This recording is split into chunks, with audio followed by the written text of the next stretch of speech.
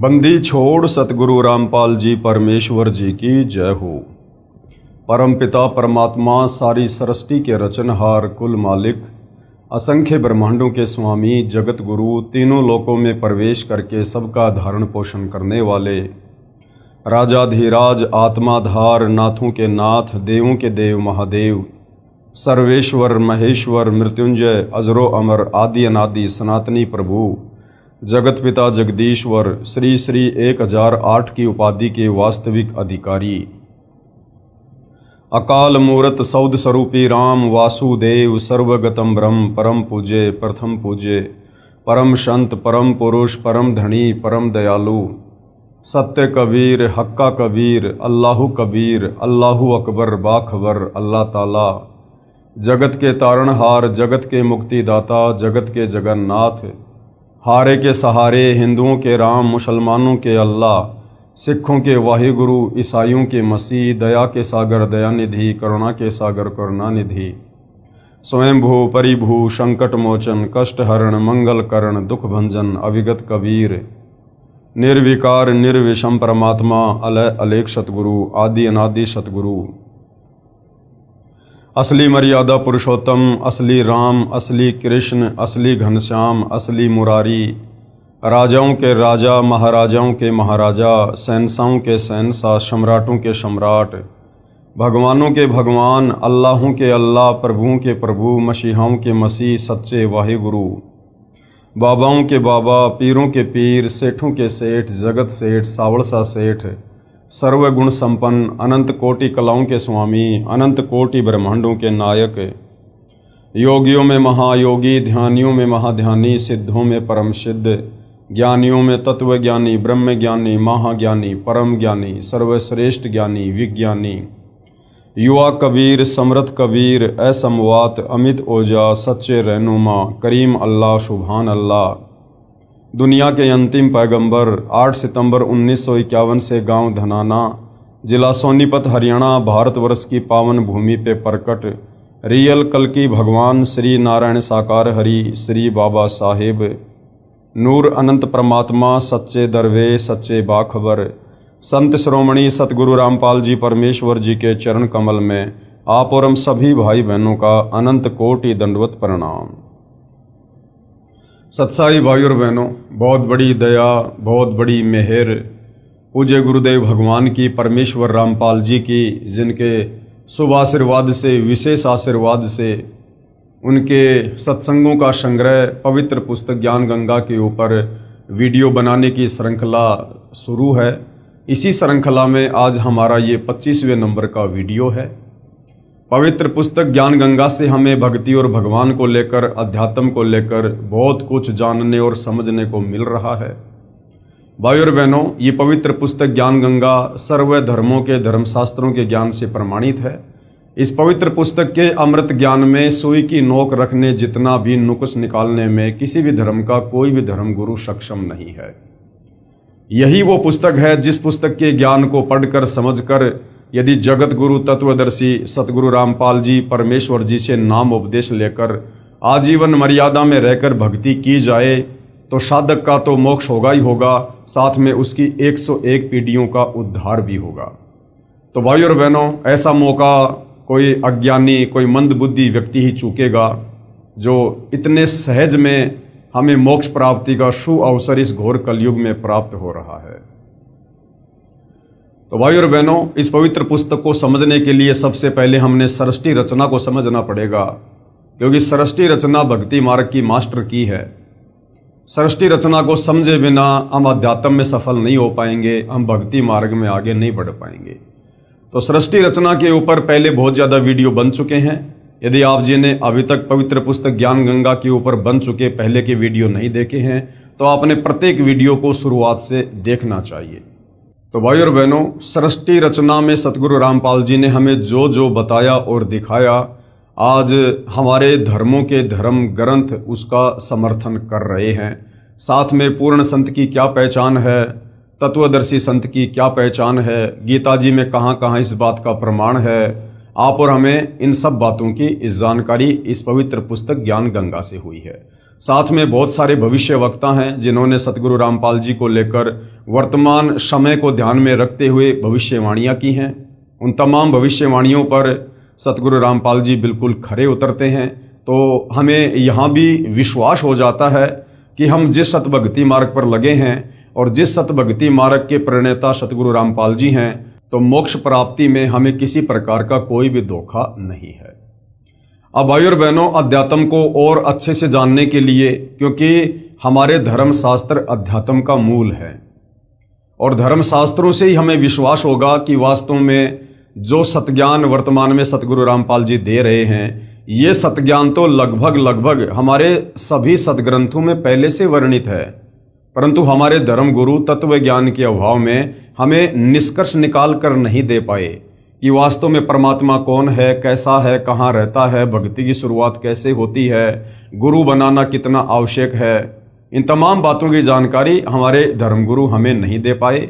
हमारे धर्मगुरु केवल संस्कृत भाषा के ज्ञाता थे। संस्कृत भाषा के ज्ञाता होने के कारण वो हमें वेदों को पढ़ाते रहे, गीता जी को पढ़ाते रहे, पुराणों को पढ़ाते रहे, परंतु उनमें जो निष्कर्ष है, जो कोड वर्ड में है, संकेतों में है, वो हमें नहीं समझा पाए। उसके लिए भाइयों और बहनों, तत्वदर्शी संत की जरूरत पड़ती है, क्योंकि हमारे धर्म ग्रंथों से बढ़कर हमारे धर्म गुरु नहीं हो सकते हैं। और हमारे पवित्र धर्म ग्रंथ श्री गीता जी अध्याय 4 श्लोक 34 स्पष्ट कह रहा है कि अर्जुन, अगर तुझे पूर्ण मोक्ष चाहिए, अगर तुझे कंप्लीट अध्यात्म के विषय में जानकारी चाहिए और यदि तू उस परम धाम में जाना चाहता है जहां जाने के बाद साधक फिर कभी लौटकर इस काल ब्रह्म के 21 ब्रह्मांड में कर्म दंड भोगने के लिए वापस नहीं आता है, तो भाई तू किसी तत्वदर्शी संत की खोज कर ले। उस तत्वदर्शी संत को भली भांति दंडवत प्रणाम कर, उसको प्रसन्न कर, कपट छोड़कर सरलतापूर्वक व्यवहार कर, उससे सवाल कर, फिर वो तत्वज्ञानी महात्मा तुझे तत्व ज्ञान का उपदेश करेंगे। तो जब हमारे धर्म ग्रंथ ही कह रहे हैं कि भाई तत्वदर्शी संत के बिना आप मोक्ष प्राप्त नहीं कर सकते, आपको परमात्म ज्ञान नहीं हो सकता, तो भाइयों और बहनों, आज आप और हमारा सौभाग्य कि धरती पर वह तत्वदर्शी संत भी प्रकट है और उनके द्वारा बताया गया तत्व ज्ञान भी प्रकट हो चुका है। अब यदि आवश्यकता है तो परम पूज्य परमेश्वर तत्वदर्शी सतगुरु रामपाल जी के सत्संगों को सुनना और उनके द्वारा लिखित पुस्तकों को पढ़ना, ताकि हम अध्यात्म को और अच्छे से समझ सकें और उनसे उपदेश प्राप्त करके अपने आत्मा के कल्याण के मार्ग में आगे बढ़ सकें। तो भाइयों और बहनों, इस पवित्र पुस्तक ज्ञान गंगा का आज ये 25वें नंबर का वीडियो है और आज का हमारा विषय है कि जो पवित्र शास्त्र गीता जी है, उसका ज्ञान किसने बोला।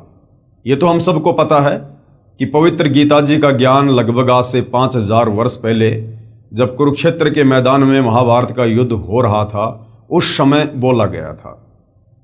लेकिन सदियों से आज तक हमारे धर्मगुरु हमें ये नहीं बता पाए कि वास्तव में गीता जी का ज्ञान बोला किसने था। जिससे भी पूछो, जिसने भी बताया, बस यही कहा कि गीता जी का ज्ञान श्री कृष्ण जी ने बोला, गीता जी का ज्ञान श्री कृष्ण जी ने बोला। भाइयों और बहनों, गीता जी का ज्ञान श्री कृष्ण जी ने अवश्य बोला, परंतु इसके पीछे की जो सूक्ष्म जानकारी है वो तत्व ज्ञान के बिना हमें नहीं हो सकती। श्री कृष्ण जी केवल गीता जी का ज्ञान बोलते हुए आप और हमें दिखाई दे रहे हैं, परंतु असल में गीता जी का ज्ञान श्री कृष्ण जी ने नहीं बोला। गीता जी का ज्यादातर ज्ञान श्री कृष्ण जी के शरीर में प्रेत की भांति प्रवेश करके और उनके पिता श्री निरंजन ने, अर्थात ज्योति निरंजन काल ब्रह्म, जो ब्रह्मा विष्णु महेश का पिता है, दुर्गा का पति है, इसने गीता जी का ज्ञान बोला और युद्ध करवाने के लिए बोला। अब भाइयों और बहनों, कहने मात्र से विश्वास नहीं होगा और कहने मात्र से विश्वास होना भी नहीं चाहिए, क्योंकि जब हमारे धर्म ग्रंथ इस बात की साक्षी दे रहे हैं, समर्थन कर रहे हैं कि भाई गीता जी का ज्ञान श्री कृष्ण जी में प्रेत की भांति प्रवेश करके उसके पिता ज्योति निरंजन अर्थात काल ने बोला, तो फिर हमें धर्मशास्त्रों से देख लेना चाहिए ताकि हमें दृढ़ विश्वास हो। तो भाइयों और बहनों, आज का हमारा टॉपिक यही है कि गीता जी का ज्ञान किसने बोला। और जब तक हम अपने धर्म ग्रंथों से इस गूढ़ सच्चाई को नहीं देख लेंगे, नहीं जान लेंगे, तब तक हमें दृढ़ विश्वास नहीं हो सकता है। और कबीर परमेश्वर जी की वाणी है कि मां मूंडू उस संत की जिससे संशय न जाए, और काल खावे थोड़े जीव संशय सब जग खाए। वो संत ही क्या जो भगत की शंकाओं का समाधान ना कर सके। तो सतगुरु रामपाल जी ने अध्यात्म को लेकर, भक्ति मार्ग को लेकर, एडी से लेकर चोटी तक कंप्लीट शंकाओं का प्रमाणित समाधान कर रखा है। बस आवश्यकता है हमने थोड़ा धैर्य धारण करके और निष्पक्ष होकर इन चीजों को समझने का। पवित्र पुस्तक ज्ञान गंगा पेज नंबर 190, यथार्थ ज्ञान प्रकाश विषय। परमेश्वर के विषय में शास्त्र क्या बताते हैं? प्रभु, स्वामी, ईश, राम, खुदा, अल्लाह, रब, मालिक, साहेब, देव, भगवान, गॉड, ये सर्वशक्ति बोधक शब्द हैं जो भिन्न भिन्न भाषाओं में उच्चारण किए हुए लिखे जाते हैं। ये जितने भी नाम आप जी देख रहे हैं, आज लोगों ने अपने अपने हिसाब से, अपने अपने धर्म के हिसाब से इन नामों को बांट लिया है। मुसलमान कहते हैं कि अल्लाह के ऊपर हमारा अधिकार है, ईसाई कहते हैं मसीहा के ऊपर हमारा अधिकार है, हिंदू कहते हैं भगवान हमारा है, और सिख भाई कहते हैं कि वाहे गुरु हमारा है। परंतु भाई और बहनों, ये परमात्मा के नाम नहीं है, ये भगवान के नाम नहीं है, ये तो भगवान के उपमात्मक नाम हैं।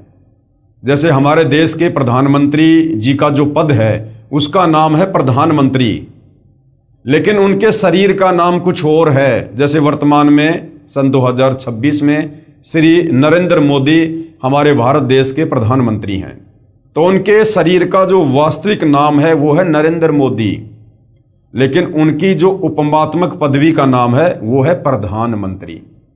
इसी प्रकार ये जितने भी नाम आप जी देख रहे हैं, प्रभु, स्वामी, ईश, राम, खुदा, अल्लाह, रब, मालिक, साहेब, देव, भगवान, गॉड, ये उस परम अक्षर ब्रह्म पूर्ण परमात्मा सारी सृष्टि के रचयिता के वास्तविक नाम नहीं है, ये उनकी उपमात्मक पदवियों के नाम है। उस परमेश्वर का वास्तविक नाम आप जी ने सृष्टि रचना में देखा, सुना, पढ़ा, साथ में आपने वेदों से देखा कि उस परमेश्वर का वास्तविक नाम है कबीर देव, जिसे साधारण भाषा में हम कबीर परमात्मा कहते हैं। वेदों में जिसे कबीर देव और कबीर अग्नि नाम से संबोधित किया गया है। तो परमेश्वर का असल में क्या नाम है? कबीर देव। प्रभु यानी परमात्मा की महिमा से प्रत्येक प्राणी प्रभावित है कि कोई शक्ति है जो परम सुखदायक व कष्ट निवारक है। वह कौन है, कैसा है, कहाँ है, कैसे मिलता है, ये प्रश्नवाचक चिन्ह अभी तक पूर्ण रूप से नहीं हट पाया। ये शंका इस पुस्तक से पूर्ण रूप से समाप्त हो जाएगी। हालांकि ज़्यादातर तो ये शंका समाप्त हो चुकी है यदि आपने इस पुस्तक में लिखी सृष्टि रचना को पढ़ लिया और समझ लिया है तो, अन्यथा आगे जब आप वीडियो देखेंगे तो ये शंका पूरी तरह से समाप्त हो जाएगी। जो शंका सदियों से, सतयुग से परमात्मा चाहने वाली आत्माओं को अंदर से कचोट रही थी कि भाई हम जिस परमात्मा की भक्ति करना चाहते हैं, हम जिस परमात्मा को प्राप्त करना चाहते हैं, जिस परमेश्वर के गुण हमें धर्म ग्रंथों में लिखे हुए मिलते हैं कि वो बांझ को बेटा देता है, कोढ़ी को काया देता है, वो रोगी को निरोगी कर देता है, निर्धन को धन देता है, सर्व सुख देता है, वो परमात्मा है कौन ताकि हम उसकी भक्ति शुरू करें। वो कैसा है, दिखाई कैसा देता है, वो रहता कहाँ है, क्या वो धरती पर आता है, वो आकार में है या वो निराकार है। आज तक हमारे धर्मगुरु तत्व ज्ञान के अभाव से हमारे इन प्रश्नों का कोई प्रमाणित सटीक जवाब नहीं दे पाए थे, जिस भेद से आज परम संत सतगुरु रामपाल जी ने पूर्णतया पर्दा हटा दिया है। वह कौन है, कैसा है, कहाँ है, कैसे मिलता है, ये प्रश्नवाचक चिन्ह अभी तक पूर्ण रूप से नहीं हट पाया।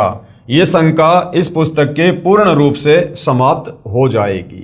जो शक्ति अंधे को आंखें प्रदान करे, गूंगे को आवाज, बहरे को कानों से श्रवण करवा दे, बांझ को पुत्र दे दे, निर्धन को धनवान बना दे, रोगी को स्वस्थ करे, जिसके यदि दर्शन हो जाएं तो अति आनंद हो, जो सर्व ब्रह्मांडों का रचनहार, पूर्ण शांतिदायक जगत गुरु तथा सर्वज्ञ है। अब जगत गुरु की भूमिका कौन निभाता है? स्वयं कबीर भगवान। तो वर्तमान में जगत गुरु की भूमिका कौन निभा रहे हैं? सतगुरु रामपाल जी, जिसकी आज्ञा बिना पत्ता भी नहीं हिल सकता, अर्थात सर्वशक्तिमान, जिसके सामने कुछ भी असंभव नहीं है। ऐसे गुण जिसमें हैं वह वास्तव में प्रभु यानी स्वामी, ईश, राम, भगवान, खुदा, अल्लाह, रहीम, मालिक, रब, गॉड कहलाता है। यानी ये तमाम उपरोक्त गुण जिस परम शक्ति में है वही वास्तव में परमात्मा है, वही सारी सृष्टि का मालिक है, वही सभी आत्माओं का जनक है। यहां पर एक बात विशेष विचारणीय है कि किसी भी शक्ति का ज्ञान किसी शास्त्र से ही होता है। उसी शास्त्र के आधार पर गुरुजन अपने अनुयायियों को मार्गदर्शन करते हैं। वह शास्त्र धार्मिक पुस्तकें हैं, चारों वेद, ऋग्वेद, सामवेद, यजुर्वेद, अथर्ववेद, श्रीमद् भागवत गीता, श्रीमद् भगवत सुधासागर, 18 पुराण, महाभारत, बाइबल, कुरान आदि प्रमाणित पवित्र शास्त्र हैं। चारों वेद स्वयं पूर्ण परमात्मा के आदेश से ज्योति निरंजन अर्थात काल ने समुद्र के अंदर अपने श्वासों के द्वारा गुप्त छिपा दिया तथा प्रथम बार सागर मंथन के समय ये चारों वेद श्री ब्रह्मा जी को प्राप्त हुए। ये जो वेद हैं, जो वेद ज्ञान है, ये वेद ज्ञान कबीर परमेश्वर जी ने इस ज्योति निरंजन, इस काल के अंतःकरण में डाल दिए थे। और आपने सृष्टि रचना को पढ़ा कि इस काल को जब सतलोक से 16 संकोश की दूरी पर कबीर परमेश्वर जी के द्वारा निष्कासित कर दिया गया था, उसके बाद इस काल ने अपने 21 ब्रह्मांड में सर्वप्रथम जब समुद्र मंथन दुर्गा जी के माध्यम से करवाया, अपने तीनों पुत्रों ब्रह्मा विष्णु महेश को सागर के किनारे भेजकर, उस समय इस ज्योति निरंजन ने वेद प्रकट किए।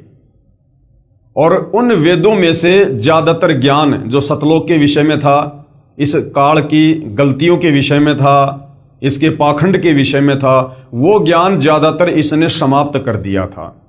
और बाकी का जो ज्ञान था वो इस काल ने समुद्र मंथन के द्वारा अपने बड़े पुत्र ब्रह्मा जी को दिया।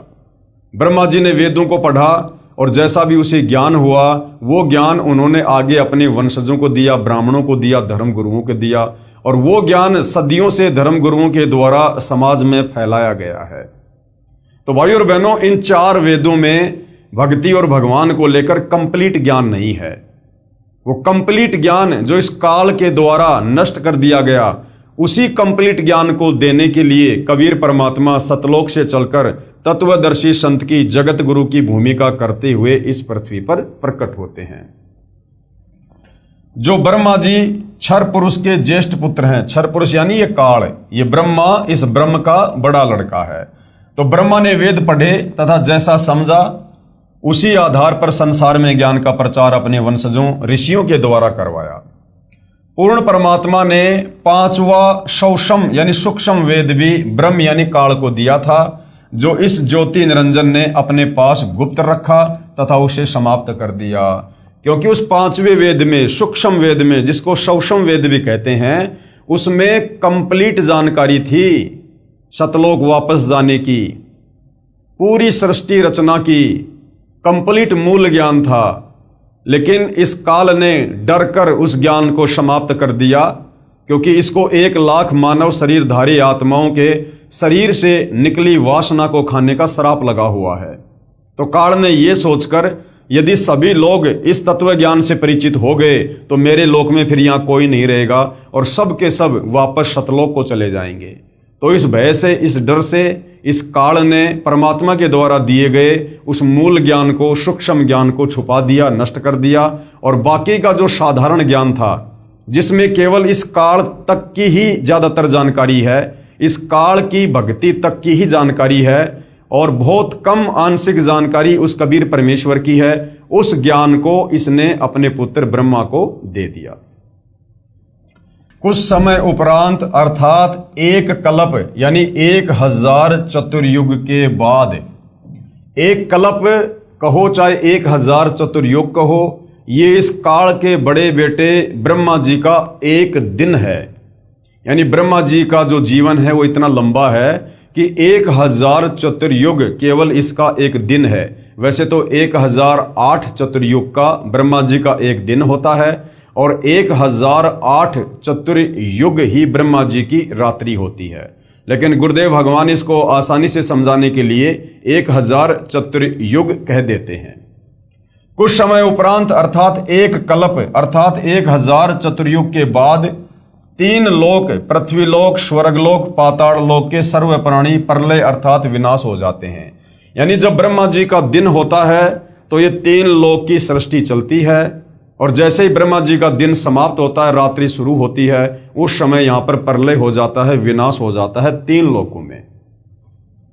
फिर ज्योति निरंजन यानी काल के निर्देश से ब्रह्मा अपनी रात्रि समाप्त होने पर, ब्रह्मा की रात्रि 1000 चतुर्युग की होती है तथा इतना ही दिन।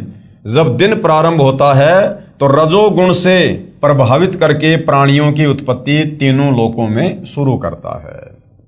यानी ब्रह्मा जी की रात्रि में तीनों लोकों में प्रलय हो जाती है और ब्रह्मा जी की रात्रि समाप्त होते ही काल की आज्ञा से ब्रह्मा फिर से अपने रजोगुण के प्रभाव से संतान उत्पत्ति करवाकर सृष्टि की रचना करता है। तब सतयुग की शुरुआत में वही चारों वेद काल ब्रह्म स्वयं ब्रह्मा को फिर प्रदान करता है तथा फिर प्राकृतिक उथल पुथल के कारण चारों पवित्र वेदों का ज्ञान समाप्त हो जाता है। यानी कलयुग के एंड में फिर चारों जो है इन पवित्र शास्त्रों का ज्ञान जो है समाप्त हो जाता है। उसके पश्चात फिर समय अनुसार अन्य ऋषियों में प्रवेश करके दोबारा लिखवाता है। फिर भी समय अनुसार प्राकृतिक उथल पुथल के बाद स्वार्थी लोगों के द्वारा वेदों में बदलाव करके वास्तविक ज्ञान संसार से लुप्त कर दिया जाता है। वही काल अर्थात ब्रह्म, जिसको ज्योति निरंजन भी कहते हैं, महाभारत युद्ध के समय श्री कृष्ण जी में प्रवेश करके चारों वेदों का संक्षिप्त विवरण श्रीमद् भागवत गीता के रूप में दिया तथा कहा कि अर्जुन, यही ज्ञान मैंने पहले सूर्य से कहा था। अब बहुत सारे भाई बहन जो अध्यात्म से अपरिचित हैं वो कह देते हैं कि भाई सूर्य तो आग का गोला है, सूर्य को कैसे ज्ञान समझाया जा सकता है। भाई जो ये आग का गोला सूर्य है ये अलग है और इस आग के गोले सूर्य जैसे ना जाने कितने गोले एक ब्रह्मांड में हैं। तो इन तमाम सूर्यों के ऊपर जिस देव का आधिपत्य है, अधिकार है, वो असल में सूर्य देव है और वो नर रूप में है, वो देव है। तो उसको ये ज्ञान समझाया गया था। जिस प्रकार हमारे भारत देश की शासन व्यवस्था है और जिस प्रकार कोई परिवहन मंत्री है, तो परिवहन मंत्री का काम क्या होता है, जितनी भी गाड़ियां हैं, जितनी भी बसें हैं, ट्रक हैं, इन सब के ऊपर उसका अधिकार है। अब वो परिवहन मंत्री कोई बस नहीं है, वो परिवहन मंत्री कोई ट्रेन नहीं है, वो कोई ट्रोला नहीं है। वो परिवहन के साधन अलग हैं और उन साधनों के ऊपर जिसका कंट्रोल है वो परिवहन मंत्री अलग है। इसी प्रकार ये जो आग का गोला सूर्य है ये अलग है और ऐसे ऐसे आग के इन गोलों के ऊपर, सूर्यों के ऊपर एक ब्रह्मांड में जिसका अधिकार है, आधिपत्य है, वो देव नर रूप में अलग है। तो उस सूर्य को, सूर्य देव को यह ज्ञान समझाया गया था। मैंने पहले सूर्य से कहा था, उसने अपने पुत्र वैवस्वत अर्थात मनु से तथा वैवस्वत अर्थात मनु ने अपने पुत्र इक्ष्वाकु से कहा था, परंतु बीच में यह उत्तम ज्ञान प्राय समाप्त हो गया था। इस काल अर्थात ब्रह्म ज्योति निरंजन ने श्री वेद व्यास ऋषि के शरीर में प्रवेश करके चारों वेद, महाभारत, 18 पुराण, श्रीमद् भगवद गीता, श्री सुधा सागर को पुनः लिपिबद्ध अर्थात संस्कृत भाषा में करवाया, जो आज सभी को उपलब्ध है। ये सर्व शास्त्र श्रेष्ठ हैं। अब इन शास्त्रों को कलयुगी ऋषियों ने भाषा भाष्य अर्थात हिंदी अनुवाद करके अपने विचार मिलाने की कोशिश की है, जो स्पष्ट गलत दिखाई देते हैं। यानी वर्तमान में इन तमाम शास्त्रों का जिन जिन अनुवादकों ने अनुवाद किया है, तो तत्व ज्ञान के अभाव में इन्होंने अनुवाद करते समय बहुत ज्यादा मिलावट कर दी है, जो स्पष्ट गलत दिखाई देते हैं और व्याख्या से मेल नहीं खाते हैं। यानी मूल संस्कृत से, मूल श्लोकों से मतलब मेल नहीं खाते हैं। ये सभी शास्त्र महर्षि व्यास जी द्वारा लगभग 5300 यानी 5300 वर्ष पहले दोबारा लिखे गए थे। उस समय हिंदू धर्म, ईसाई धर्म, मुसलमान धर्म व सिख धर्म आदि कुछ भी नहीं थे। एक वेदों के मानने वाले आर्य ही हुआ करते थे। कर्म आधार पर जाति होती थी तथा केवल 4 वर्ण क्षत्रिय, वैश्य, ब्राह्मण तथा शूद्र ही थे। इसलिए ये जो चारों वेद हैं और जो पवित्र गीता जी का ज्ञान है, ये किसी धर्म या जाति विशेष के लोगों के लिए नहीं है, ये पूरे विश्व के मानव समाज के लिए है। क्योंकि जिस समय ये गीता जी का ज्ञान बोला गया था या जिस समय ये वेद लिखे गए थे, उस समय हमारे देश में ना कोई हिंदू था, ना कोई मुसलमान था, ना कोई सिख था, ना कोई जैनी था, ना कोई बौद्ध था। यानी आज से 5000 साल पहले द्वापर युग तक कोई धर्म नहीं था। हम सभी आर्य थे, हम सभी सनातनी थे, वेदों के अनुसार साधना किया करते थे। उसके बाद आगे चलकर इस कलयुग में इस काल बलि ने, क्योंकि इसको पहले से पता था कि कलयुग में परमात्मा सतलोक से चलकर आएंगे, अपने तत्व ज्ञान का प्रचार करेंगे और मेरे 21 ब्रह्मांड से आत्माओं को भक्ति देकर और सतलोक लेकर जाएंगे। तब इस काल ने इतना ज्यादा बखेड़ा शुरू कर रखा है। हमें धर्मों में बांट दिया, जातियों में बांट दिया, समुदायों में बांट दिया, शास्त्रों के नाम पर हमारे को लड़ा दिया, भिड़ा दिया, अन्य कई प्रकार से इसने डिवाइडेशन कर रखा है ताकि ये आपस में एक दूसरे के धर्म को ऊंचा नीचा कहकर आपस में उलझे रहें। और जब वो तत्वदर्शी संत इस पृथ्वी पर आकर अपना अमृत ज्ञान दे, उस समय उसकी बात पर कोई भी यकीन ना करे और अपने ही धर्म व धर्म शास्त्रों को सर्वश्रेष्ठ मानकर उसी अज्ञान के ऊपर आरूढ़ रहें। इसलिए भाई और बहनों, ये 3 से 4 हजार वर्षों के बीच बीच में इस काल में, इस ज्योति निरंजन ने ये सारा का सारा धर्म और जातियों का बखेड़ा शुरू किया है। वरना जिस समय ये गीता जी का ज्ञान दिया गया था महाभारत के युद्ध में, उस समय तक धरती पर कोई भी धर्म नहीं था। इससे एक तो ये प्रमाणित हो जाता है कि ये सर्वशास्त्र किसी धर्म या व्यक्ति विशेष के लिए नहीं है, ये केवल मानव मात्र के कल्याण हेतु हैं। दूसरा ये प्रमाणित होता है कि हमारे पूर्वज एक थे जिनके संस्कार आपस में मिले जुले हैं। आज जो हिंदू, मुसलमान, सिख, ईसाई, जैनी, बौद्ध, यहूदी बने हुए हैं, पहले हम सब एक ही थे, आर्य थे, सनातनी थे। हम सब के संस्कार एक जैसे ही हैं। हमारे पूर्वज सबसे पहले एक ही थे। आगे चलकर जिन्होंने जैसे जैसे धर्म को अपना लिया, उस हिसाब से किसी को मुसलमान कहना शुरू कर दिया, किसी को हिंदू, किसी को जैनी, किसी को बौद्ध, किसी को ईसाई। वरना हम सब पहले एक ही थे। जैसे भाई और बहनों, आज से लगभग 600 साढ़े 600 वर्ष पहले आदरणीय नानक जी के द्वारा सिख पंथ की नींव डाली गई थी। आगे चलकर जो सिख धर्म बन गया। अब 650 साल पहले वर्तमान के जितने भी सिख हैं, ये सारे के सारे हिंदू ही तो हैं। ये रामकृष्ण की भक्ति करते थे, ब्रह्मा विष्णु महेश की भक्ति किया करते थे। लेकिन नानक जी ने एक नए पंथ की शुरुआत की थी। आगे चलकर उसको इन लोगों ने धर्म में तब्दील कर दिया। तो इसी प्रकार चाहे मुसलमान हो, चाहे ईसाई हो, चाहे जैनी हो, चाहे बौद्ध हो, चाहे यहूदी हो, सब पहले सनातनी थे, सब वेदों के अनुसार साधना किया करते थे। इसलिए हम सबके संस्कार मिले जुले हैं। आज कोई हिंदू है, कल को मरने के बाद वो मुसलमान के घर में जन्म लेगा। आज कोई मुसलमान है, कल को मरने के बाद वो हिंदू धर्म में कोई यादव बनेगा, कोई पंडित बनेगा, कोई ब्राह्मण बनेगा, क्योंकि हमारे पिछले संस्कार मिले जुले हैं। सर्वप्रथम पवित्र शास्त्र गीता जी पर विचार करते हैं। पवित्र गीता जी, जिसका ज्ञान लगभग 5000 वर्ष पहले महाभारत युद्ध के दौरान कुरुक्षेत्र के मैदान में श्री कृष्ण जी के शरीर में प्रेत की भांति प्रवेश करके जो है ब्रह्मा विष्णु महेश के पिता ज्योति निरंजन काल ब्रह्म ने बोला, अब हम उसके ऊपर विचार करते हैं और अध्यात्म को समझते हैं। क्योंकि गीता जी को तो हम उस समय समझेंगे जब पहले हमें यह पता चलेगा कि वास्तव में गीता जी का ज्ञान बोला किसने है और क्यों बोला है। पवित्र गीता जी का ज्ञान किसने कहा है? पवित्र गीता जी के ज्ञान को उस समय बोला गया था जब महाभारत का युद्ध होने जा रहा था। अर्जुन ने युद्ध करने से इनकार कर दिया था। युद्ध क्यों हो रहा था? इस युद्ध को धर्म युद्ध की संज्ञा नहीं दी जा सकती। यह कोई सीमाओं का युद्ध नहीं था। कोई बाहरी देश हमारे देश के ऊपर आक्रमण नहीं कर रहे थे। ये आपस में भाई बंटवारे का युद्ध था, कौरव और पांडवों का। इस युद्ध को धर्म युद्ध की संज्ञा भी नहीं दी जा सकती, क्योंकि दो परिवारों का संपत्ति वितरण का विषय था। कौरवों तथा पांडवों का संपत्ति बंटवारा नहीं हो रहा था। कौरवों ने पांडवों को आधा राज्य भी देने से मना कर दिया था।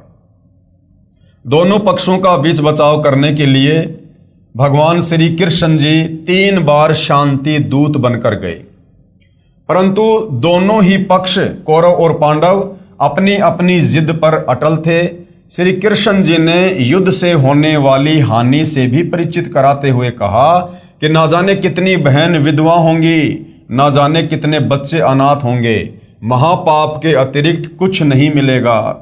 युद्ध में न जाने कौन मरे कौन बचे। तीसरी बार जब श्री कृष्ण जी समझौता करवाने गए तो दोनों पक्षों ने अपने अपने पक्ष वाले राजाओं की सेना सहित सूची पत्र दिखाया। तीसरी बार जब श्री कृष्ण जी शांति दूत बनकर गए, क्योंकि श्री कृष्ण जी युद्ध के पक्ष में नहीं थे। जब तीसरी बार गए तो देखा कि उधर से कौरव इधर से पांडव, इन्होंने तो अपने अपने सैनिकों को बिल्कुल तैयार कर रखा है। कौन राजा किसके पक्ष में खड़ा होकर युद्ध करेगा, सबकी लिस्ट बना रखी थी, लगभग युद्ध के लिए तैयारी कर रखी थी।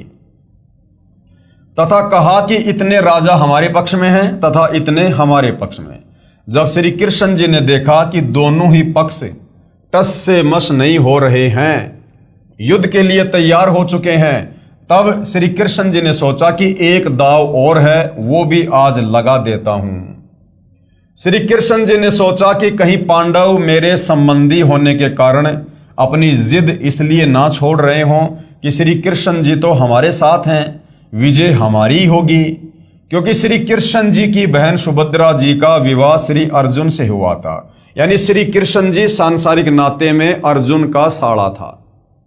तो पांडव ये सोचकर पीछे नहीं हट रहे थे कि भाई श्री कृष्ण जी तो हमारे रिश्तेदार हैं और जाहिर सी बात है श्री कृष्ण जी तो हमारे पक्ष में ही खड़े होकर लड़ाई करेंगे, और जब श्री कृष्ण जी हमारे साथ हो जाएंगे तो फिर युद्ध तो हम ही जीतेंगे। ये सोचकर पांडव भी पीछे कदम नहीं हटा रहे थे। तो श्री कृष्ण जी ने कहा कि एक तरफ मेरी सारी सेना होगी और दूसरी तरफ मैं होऊंगा, और इसके साथ साथ मैं वचनबद्ध भी होता हूं कि मैं हथियार भी नहीं उठाऊंगा। इस पॉइंट को भाई और बहनों ध्यान रखना। ये कुछ ऐसे पॉइंट हैं जो हमें समझाएंगे कि वास्तव में गीता जी का ज्ञान श्री कृष्ण जी ने नहीं बोला, बल्कि श्री कृष्ण जी का तो केवल शरीर दिखाई दे रहा था। उसके शरीर में प्रेत की भांति प्रवेश करके इस काल ज्योति निरंजन ने बोला। तो श्री कृष्ण जी ने क्या कहा कि भाई ठीक है, अगर तुम लोग नहीं मान रहे हो तो भाई देखो, एक तरफ तो मेरी सेना होगी और एक तरफ मैं रहूंगा, और मैं प्रतिज्ञा करता हूं कि मैं बिल्कुल भी युद्ध नहीं करूंगा। इसके साथ साथ मैं वचनबद्ध भी होता हूं कि मैं हथियार भी नहीं उठाऊंगा। लेकिन भाई और बहनों, आगे चलकर हम देखते हैं कि श्री कृष्ण जी ने रथ का पहिया हथियार के रूप में उठाकर बहुत सारे योद्धाओं को मौत के घाट उतारा। अब आगे हमें समझ में आएगा कि उस समय वो श्री कृष्ण नहीं था, उसके शरीर में उस समय ये काल ब्रह्म प्रेत की भांति प्रवेश था, और उस काल ने श्री कृष्ण जी के अंदर प्रवेश करके वो रथ का पहिया उठा के युद्ध किया। तो श्री कृष्ण जी ने प्रतिज्ञा की, और इसके साथ साथ मैं वचनबद्ध भी होता हूं कि मैं हथियार नहीं उठाऊंगा।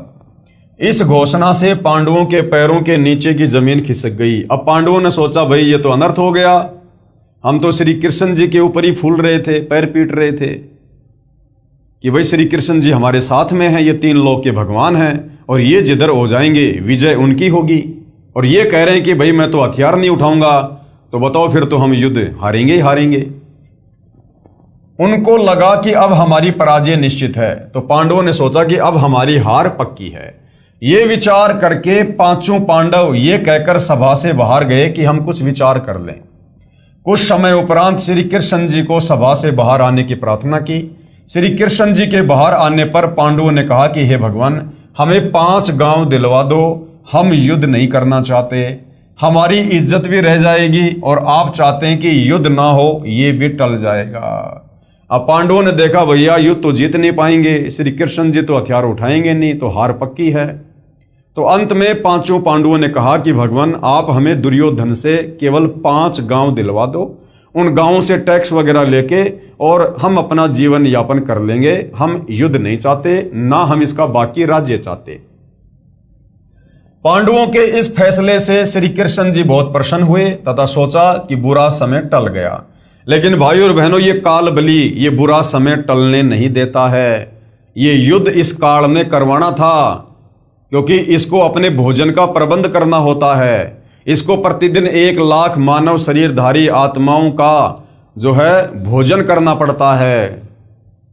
सभा में केवल कौरव तथा उनके समर्थक शेष थे। श्री कृष्ण जी ने कहा, दुर्योधन युद्ध टल गया, मेरी भी यह हार्दिक इच्छा थी, आप पांडवों को 5 गांव दे दो। वे कह रहे हैं कि हम युद्ध नहीं चाहते। अब उसी समय जब इस काल बलि ने देखा कि इस प्रकार से तो युद्ध टल जाएगा, उसी समय ये काल बलि दुर्योधन के अंदर प्रवेश कर गया, उसकी बुद्धि पर बैठ गया। दुर्योधन ने कहा कि पांडवों के लिए सुई की नोक जितनी भी जमीन नहीं है। अब 5 गांव भाई और बहनों कोई ज्यादा थोड़ी थे, लेकिन उसी समय दुर्योधन की बुद्धि पर काल सवार हो गया और दुर्योधन ने कहा कि सुई की नोक रखने जितनी जगह भी पांडवों के लिए नहीं है। यदि उन्हें चाहिए तो युद्ध के लिए कुरुक्षेत्र के मैदान में आ जाएं।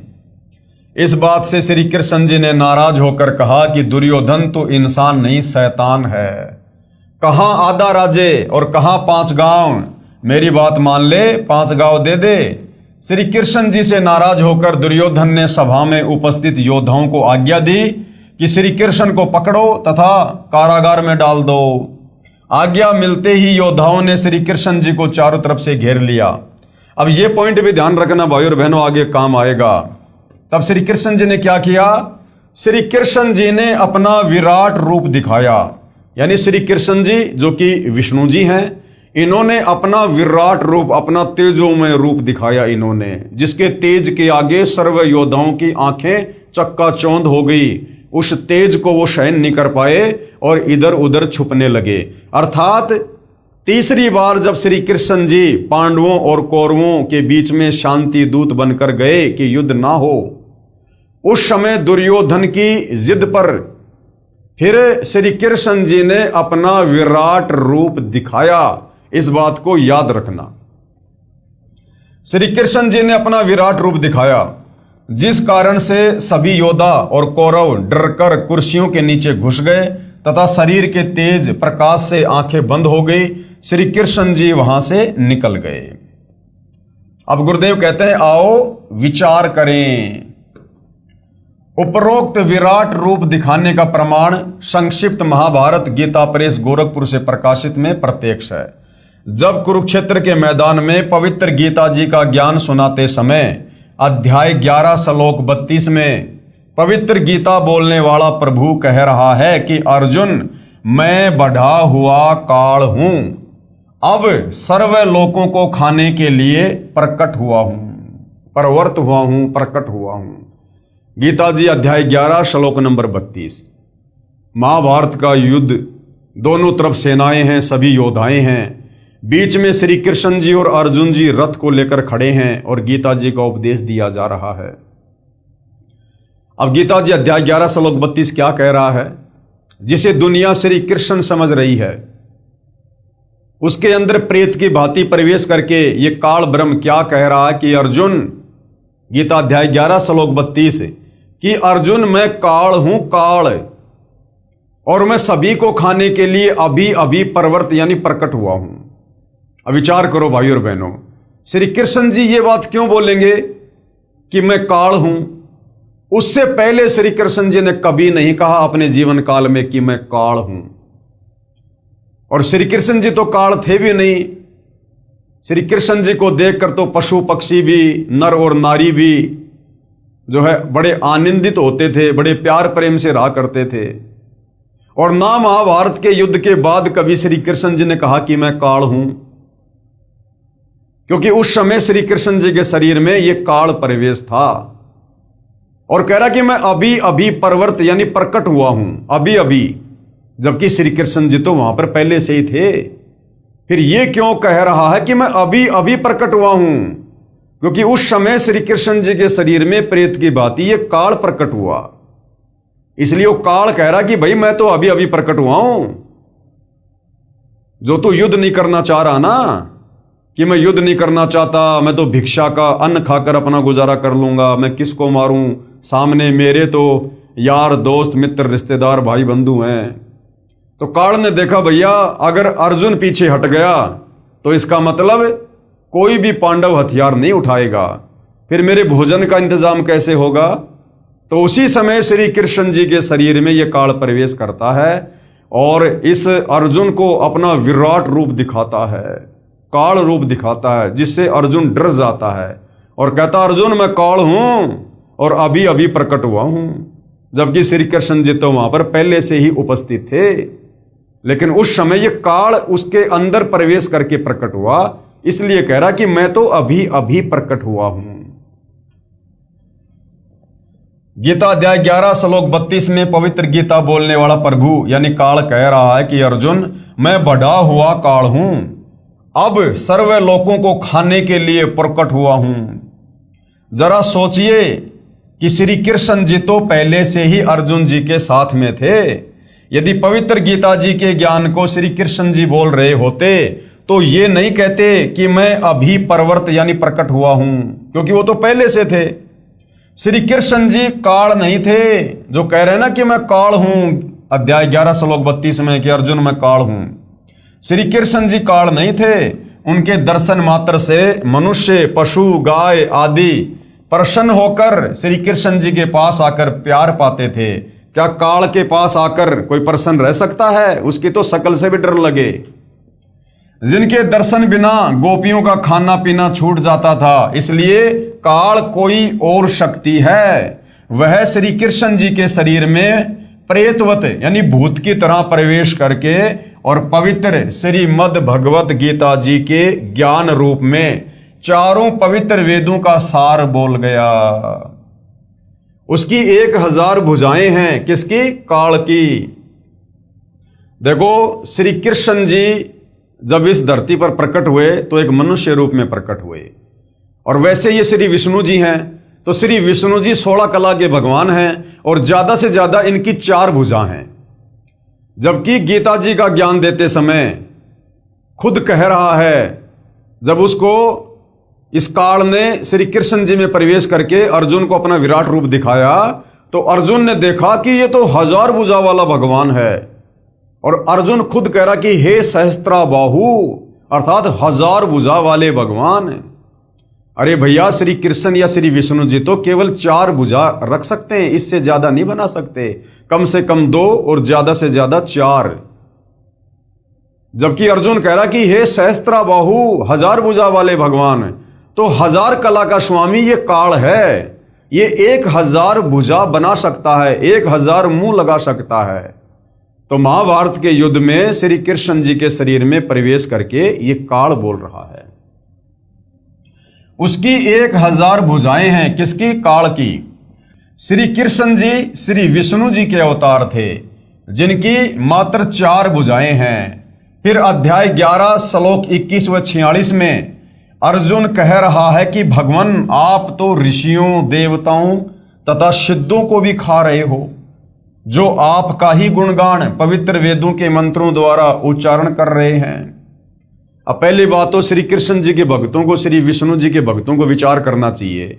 आप गीता जी को सत्य मानते हो, और यहां गीता जी अध्याय 11 श्लोक 21 और 46 को ध्यान से पढ़ो। अर्जुन खुद अपनी आंखों से देखकर कह रहा है कि भगवान आप तो उन्हीं को खा रहे हो जो आपकी भक्ति कर रहे हैं, आपकी पूजा कर रहे हैं, आप तो उन्हीं को खा रहे हो। तो बताओ भाई और बहनों, आप श्री कृष्ण जी की पूजा करते हो, श्री विष्णु जी की पूजा करते हो, और अर्जुन खुद अपनी आंखों से देखकर कह रहा कि भगवान आप तो उन्हीं को खा रहे हो जो आप ही की जय जयकार कर रहे हैं, जो आप ही की पूजा कर रहे हैं। तो श्री कृष्ण जी श्री विष्णु जी पूजा के योग्य नहीं हैं। लेकिन इस समय श्री कृष्ण जी में, श्री विष्णु जी में काल प्रवेश था, 1000 भुजा का भगवान, ये ज्योति निरंजन, और ये सबको खा रहा था, क्योंकि ये ब्रह्मा विष्णु महेश को भी नहीं छोड़ता है।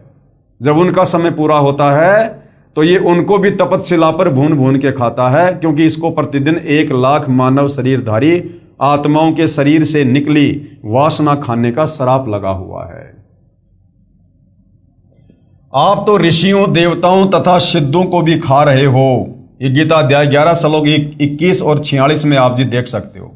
जो आपका ही गुणगान पवित्र वेदों के मंत्रों द्वारा उच्चारण कर रहे हैं तथा अपने जीवन की रक्षा के लिए मंगल कामना कर रहे हैं। कुछ आपके दाढ़ों में लटक रहे हैं, कुछ आपके मुख में समा रहे हैं।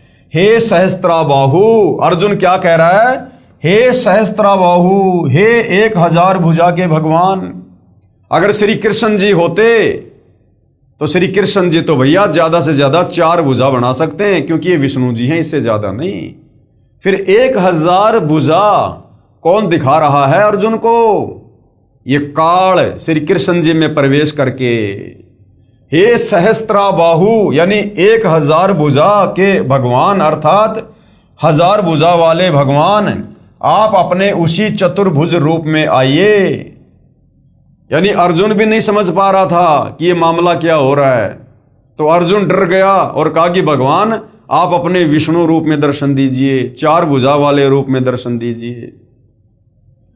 आप अपने उसी चतुर्भुज रूप में आइए। मैं आपके विकराल रूप को देखकर धीरज नहीं पा रहा। यानी मैं तो डामाडोल हो गया, मैं तो भयभीत हो गया, मेरा तो कलेजा फटने को हो गया। आप अपने उसी चतुर्भुज रूप में, विष्णु रूप में मुझे दर्शन दीजिए।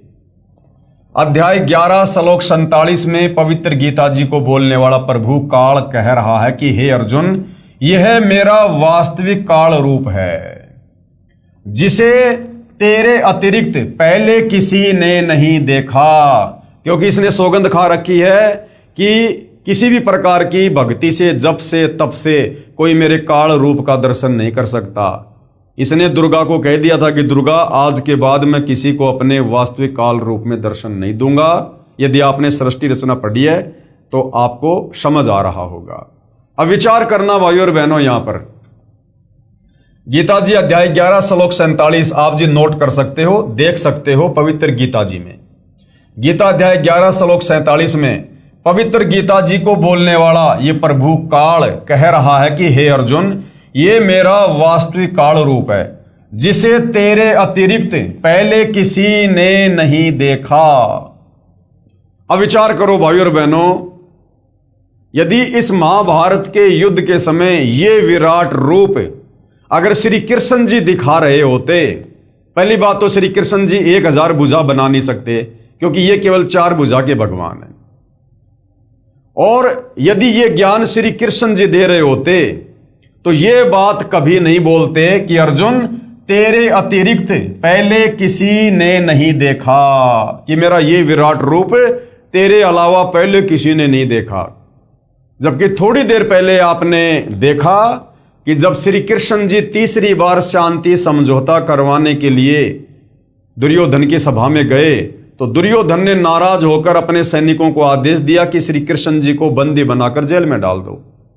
उस समय श्री कृष्ण जी ने अपना विराट रूप दिखाया था और उसका विराट रूप वहां पर उपस्थित सभी योद्धाओं ने देखा था। तो श्री कृष्ण जी तो पहले अपना विराट रूप दुर्योधन की सभा में दिखा चुके थे। अब यदि महाभारत का ज्ञान देते समय अगर श्री कृष्ण जी ने विराट रूप दिखाया होता तो श्री कृष्ण जी फिर कभी भी अर्जुन को यह बात नहीं बोलता कि जिसे तेरे अतिरिक्त पहले किसी ने नहीं देखा, जबकि पहले वो दुर्योधन की सभा में दिखा चुके थे। तो यहां पर गीता जी का ज्ञान बोलते समय 1000 भुजा बनाकर अर्जुन को जो विराट रूप दिखाया है वो श्री कृष्ण जी के शरीर में प्रवेश करके और इस काल ने दिखाया, जो कह रहा कि अर्जुन, तेरे अलावा मेरा ये विराट रूप पहले किसी ने नहीं देखा। अगर श्री कृष्ण जी होते तो श्री कृष्ण जी तो पहले दुर्योधन की सभा में अपना विराट रूप दिखा चुके थे। तो इससे भी सिद्ध होता है कि महाभारत के समय गीता जी का ज्ञान श्री कृष्ण जी ने नहीं बल्कि श्री कृष्ण जी के शरीर में प्रेत की भांति प्रवेश करके इस ज्योति निरंजन काल ने बोला है। अध्याय 11 श्लोक 47 में पवित्र गीता जी को बोलने वाला प्रभु यानी काल कह रहा है कि हे अर्जुन, यह मेरा वास्तविक काल रूप है, जिसे तेरे अतिरिक्त पहले किसी ने नहीं देखा था।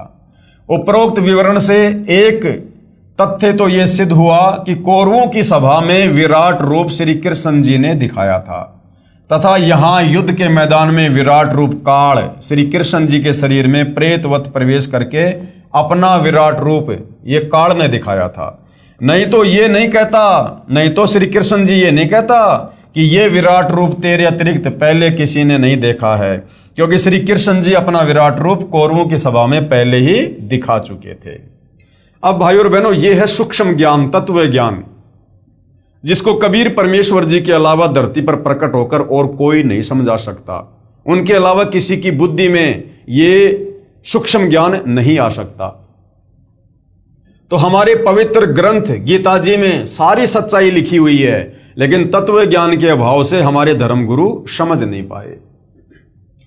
दूसरी ये बात सिद्ध हुई कि पवित्र गीता जी को बोलने वाला काल ब्रह्म ज्योति निरंजन है, न कि श्री कृष्ण जी, क्योंकि श्री कृष्ण जी ने पहले कभी नहीं कहा कि मैं काल हूं, तथा बाद में भी नहीं कहा कि मैं काल हूं। श्री कृष्ण जी काल नहीं हो सकते, उनके दर्शन मात्र को तो दूर दूर क्षेत्र के स्त्री तथा पुरुष तड़पा करते थे। अब आगे क्या कह रहे हैं पूज्य गुरुदेव, विराट रूप क्या होता है?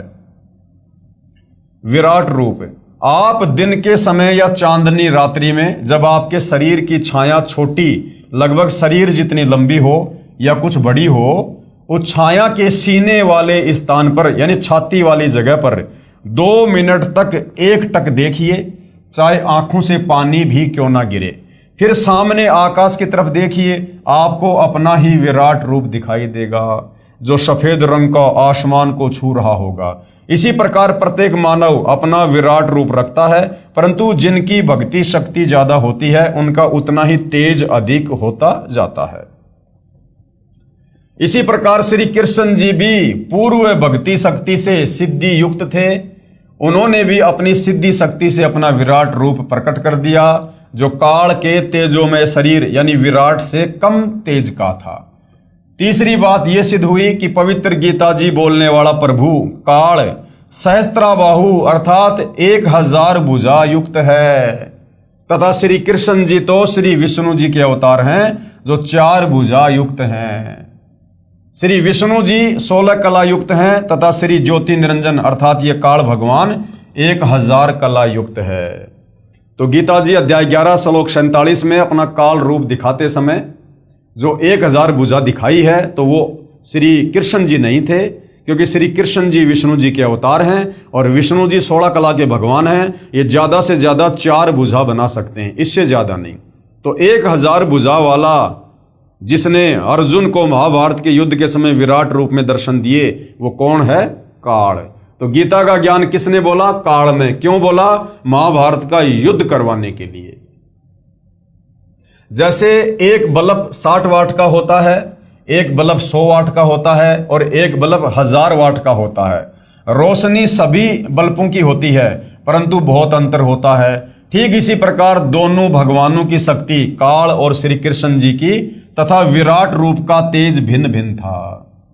इस तत्व ज्ञान के प्राप्त होने से पहले जो गीता जी के ज्ञान को समझाने वाले महात्मा जी थे, उनसे ये दास यानी गुरुदेव भगवान कह रहे हैं कि मुझे ये गीता जी का ज्ञान प्राप्त होने से पहले जब मैं अन्य धर्मगुरुओं से पूछा करता था, उनसे सवाल किया करता था कि पहले तो भगवान श्री कृष्ण जी 3 बार शांति दूत बनकर गए थे, तथा कहा था कि युद्ध करना महापाप है।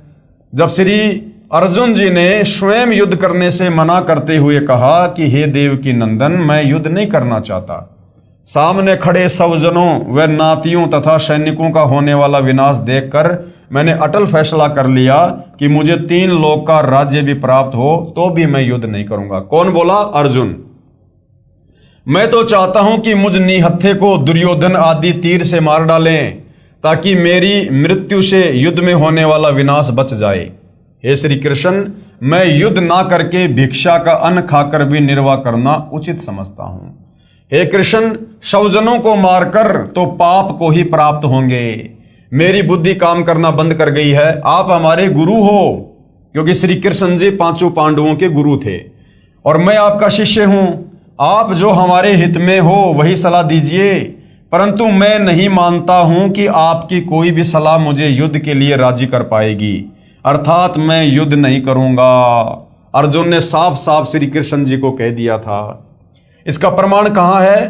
प्रमाण है पवित्र गीता जी अध्याय 1 श्लोक नंबर 31 से 39 तथा 46 तथा अध्याय 2 श्लोक 5 से 8 में। फिर श्री कृष्ण जी में प्रवेश काल बार बार कह रहा है कि अर्जुन कायर मत बन। अब काल ने देखा भैया अर्जुन तो युद्ध करने के लिए बिल्कुल भी तैयार नहीं हो रहा है, और युद्ध नहीं करेगा तो फिर मेरे भोजन का क्या होगा।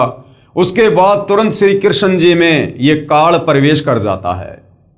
फिर श्री कृष्ण जी में प्रवेश काल बार बार कह रहे हैं कि अर्जुन कायर मत बन, युद्ध कर, या तो युद्ध में मारा जाकर स्वर्ग को प्राप्त होगा या युद्ध जीतकर पृथ्वी के राज्य को भोगेगा, आदि आदि कहकर ऐसा भयंकर विनाश करवा डाला जो आज तक के संत महात्माओं तथा सभ्य लोगों के चरित्र में ढूंढने से भी नहीं मिलता है।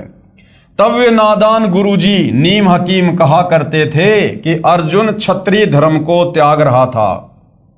तब वो नादान धर्मगुरु क्या कहा करते थे सवाल के जवाब में कि भाई उस समय अर्जुन अपने क्षत्रिय धर्म को त्याग रहा था, और अगर उस समय श्री कृष्ण जी अगर अर्जुन को कहकर युद्ध ना करवाते तो आने वाले समय में इस धरती पर जो है वीर पैदा होने बंद हो जाते।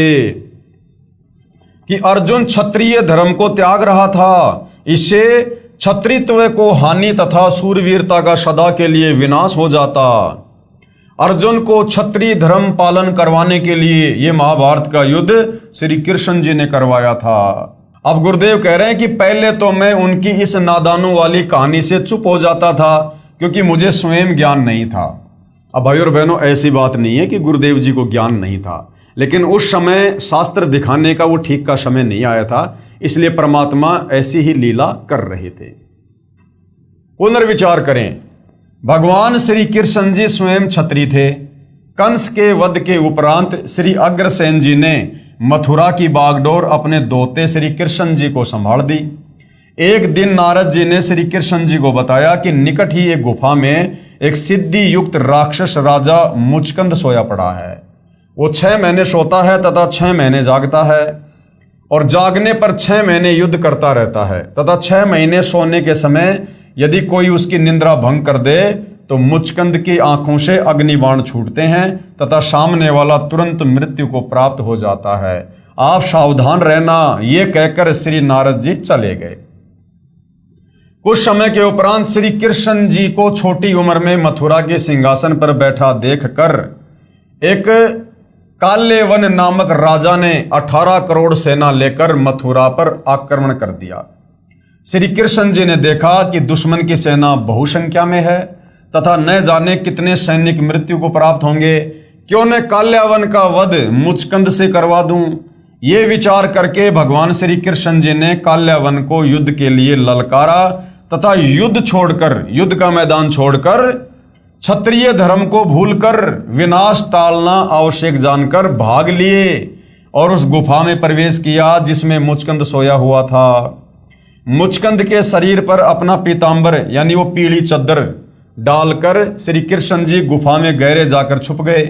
पीछे पीछे काल्यावन भी उसी गुफा में प्रवेश कर गया।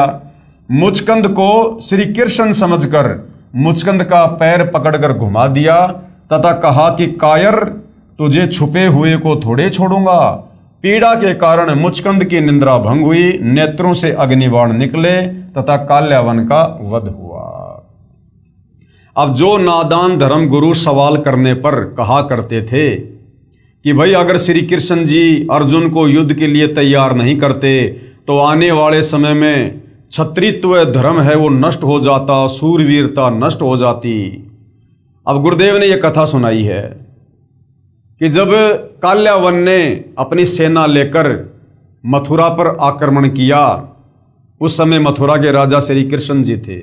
अब श्री कृष्ण जी ने देखा कि भैया मेरी सेना कम है, काल्यावन की ज़्यादा है, अगर युद्ध हुआ तो हम हारेंगे भी और साथ में बहुत सारे सैनिक मारे जाएंगे, औरतें विधवा होंगी, बच्चे अनाथ होंगे। उस समय श्री कृष्ण जी ने अपना क्षत्रित्व धर्म त्याग कर और मुचकंद को ललकार कर और युद्ध छोड़कर भाग लिए। आगे आगे श्री कृष्ण जी, पीछे पीछे काल्यावन, और काल्यावन का मुचकंद से फिर वध करवाया। और उस समय मैदान छोड़कर, वो रण का मैदान, युद्ध का मैदान छोड़कर भागने के कारण श्री कृष्ण जी को रणछोड़ दास कहा जाने लगा। रणछोड़ दास। तो भाइयों और बहनों, अगर महाभारत युद्ध के समय, अगर उस समय श्री कृष्ण जी होते, अगर उनमें काल प्रवेश ना होता, तो श्री कृष्ण जी भैया युद्ध को टालने के लिए क्षत्रित्व धर्म की भी चिंता ना करते। जब वे खुद क्षत्रित्व धर्म को त्याग कर और युद्ध को टाल सकते हैं, तो क्या महाभारत के समय वे क्षत्रित्व धर्म को छोड़कर क्या कोई और तरीका नहीं निकाल सकते थे युद्ध को टालने के लिए? श्री कृष्ण जी की कोशिश थी, चाहे कुछ भी हो, युद्ध ना हो, लेकिन ये काल जिसका कंट्रोल 21 ब्रह्मांड में सबके ऊपर है, ये ब्रह्मा विष्णु महेश भी उसके अधीन है, उसकी प्रेरणा से चलते हैं, उसके रिमोट से चलते हैं।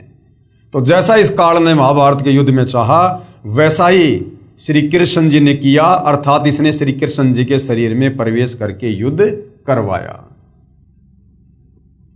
काल्यावन के सैनिक तथा मंत्री अपने राजा के शव को लेकर वापस चल पड़े, क्योंकि उस समय युद्ध में राजा मर जाता था तो सेना हथियार डाल दिया करती थी। तो काल्यावन के सेनापति ने देखा भाई काल्यावन तो मर चुका है, तो उसी समय वो लोग वापस चले गए, क्योंकि युद्ध में राजा की मृत्यु सेना की हार मानी जाती थी। जाते हुए कह गए कि हम नया राजा नियुक्त करके शीघ्र ही आएंगे तथा श्री कृष्ण तुझे नहीं छोड़ेंगे। अब श्री कृष्ण जी को टेंशन हो गई। तब श्री कृष्ण जी ने अपने मुख्य अभियंता यानी चीफ इंजीनियर श्री विश्वकर्मा जी को बुलाकर कहा कि कोई ऐसा स्थान खोजो जिसके 3 तरफ समुद्र हो तथा एक ही रास्ता यानी द्वार हो, क्योंकि विश्वकर्मा जी इन देवताओं के चीफ इंजीनियर हैं। इनके निर्माण कार्य विश्वकर्मा जी अपनी सिद्धि से करते हैं। वहां पर अति शीघ्र एक द्वारिका, एक द्वार वाली नगरी बसा दो, हम शीघ्र ही यहां से प्रस्थान करेंगे। यानी झगड़े से बचने के लिए तो श्री कृष्ण जी ने मथुरा छोड़ी और द्वारिका गए। अब वो श्री कृष्ण क्या महाभारत के युद्ध में अर्जुन को डरा के, धमका के, विराट रूप दिखा के क्या वो युद्ध करवाएगा?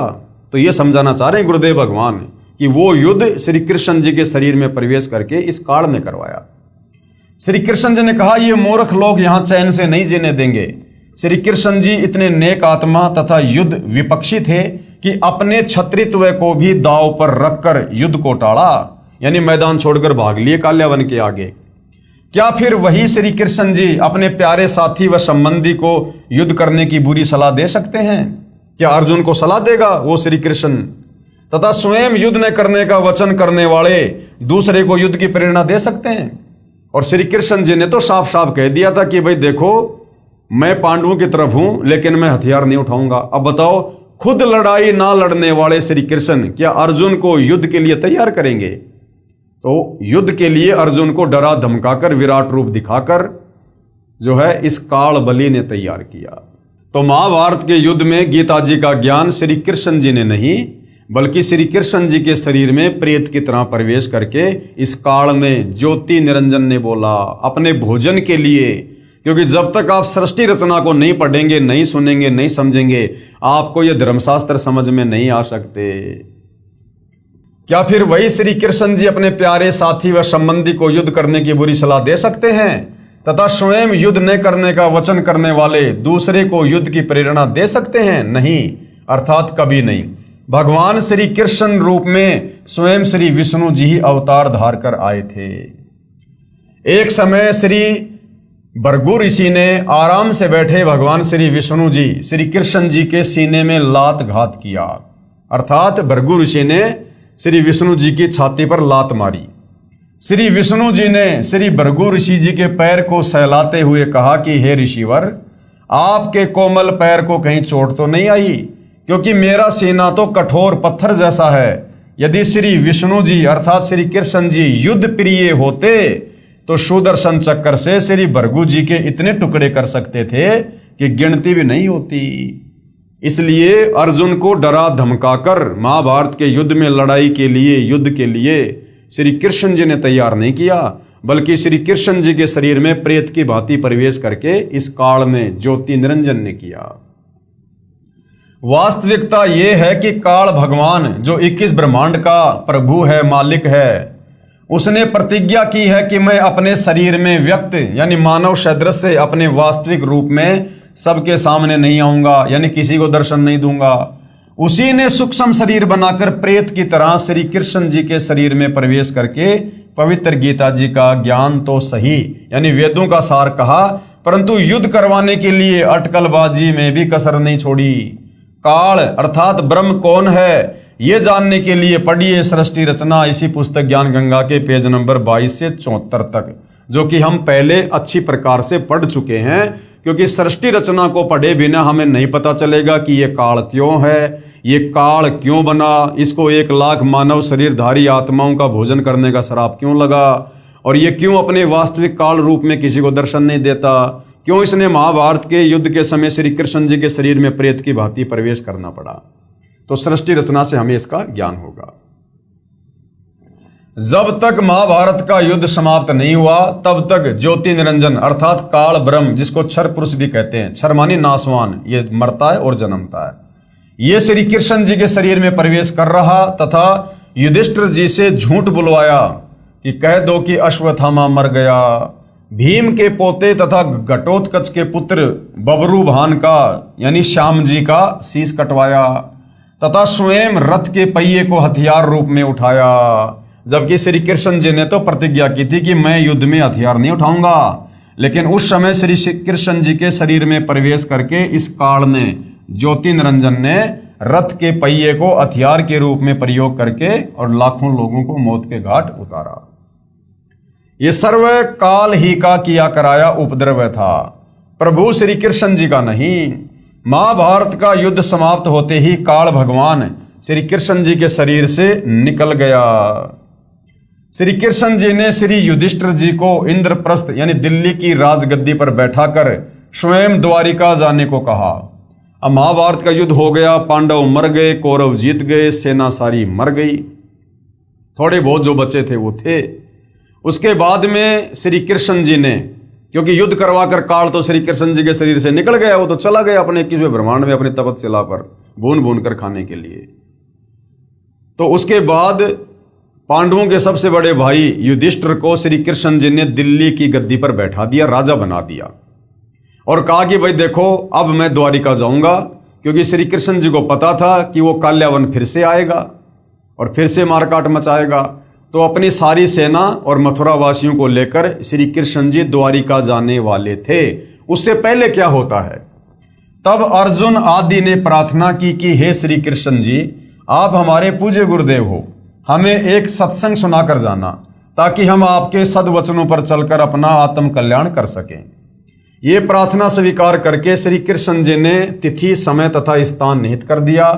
निश्चित तिथि को श्री अर्जुन ने भगवान श्री कृष्ण जी से कहा कि प्रभु आज वही पवित्र गीता जी का ज्ञान ज्यों का त्यों सुनाना, क्योंकि मैं बुद्धि के दोष से भूल गया हूं। अब अर्जुन ने क्या कहा श्री कृष्ण जी से कि भगवान आज आप हमें अपने सत्संग के माध्यम से वही ज्ञान सुनाना जो ज्ञान आपने महाभारत के युद्ध के समय मुझे दिया था, गीता जी वाला, क्योंकि उस समय बुद्धि दोष के कारण, उस युद्ध के कारण मैं उस ज्ञान को याद नहीं रख पाया।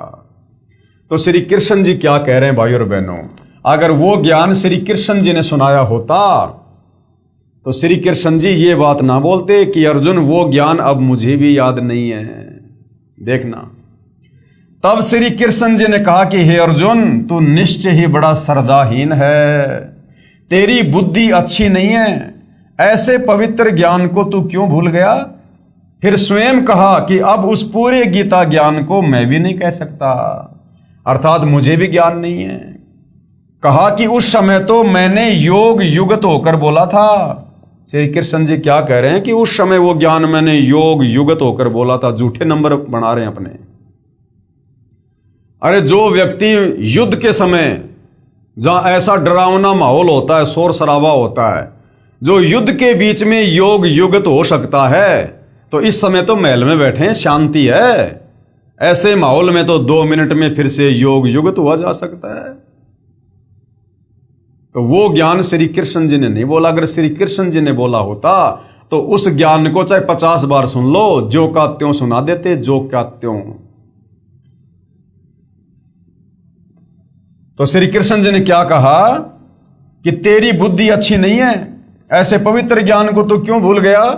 फिर स्वयं कहा कि अब उस पूरे गीता ज्ञान को मैं भी नहीं कह सकता, अर्थात मुझे ज्ञान नहीं।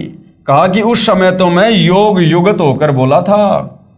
अब भाइयों और बहनों, विचारणीय विषय है कि यदि भगवान श्री कृष्ण जी युद्ध के समय यानी ऐसे शोर शराबे में अगर योग युगत हुए होते तो शांति समय में योग युगत होना कठिन नहीं था। अरे इस समय तो महल में बैठे हैं, सत्संग करने के लिए बैठे हैं महल में शांति से। जब युद्ध के समय योग युगत हो सकते हैं तो अब योग युगत होने में क्या दिक्कत है। जबकि श्री व्यास जी ने वही पवित्र गीता जी का ज्ञान वर्षों उपरांत जो का त्यों लिपिबद्ध कर दिया। उस समय वह ब्रह्म यानी काल ज्योति निरंजन श्री व्यास जी के शरीर में प्रवेश कर गया तथा पवित्र श्री मद भगवत गीता जी को लिपिबद्ध करवा दिया, जो अब आपके कर कमलों में है।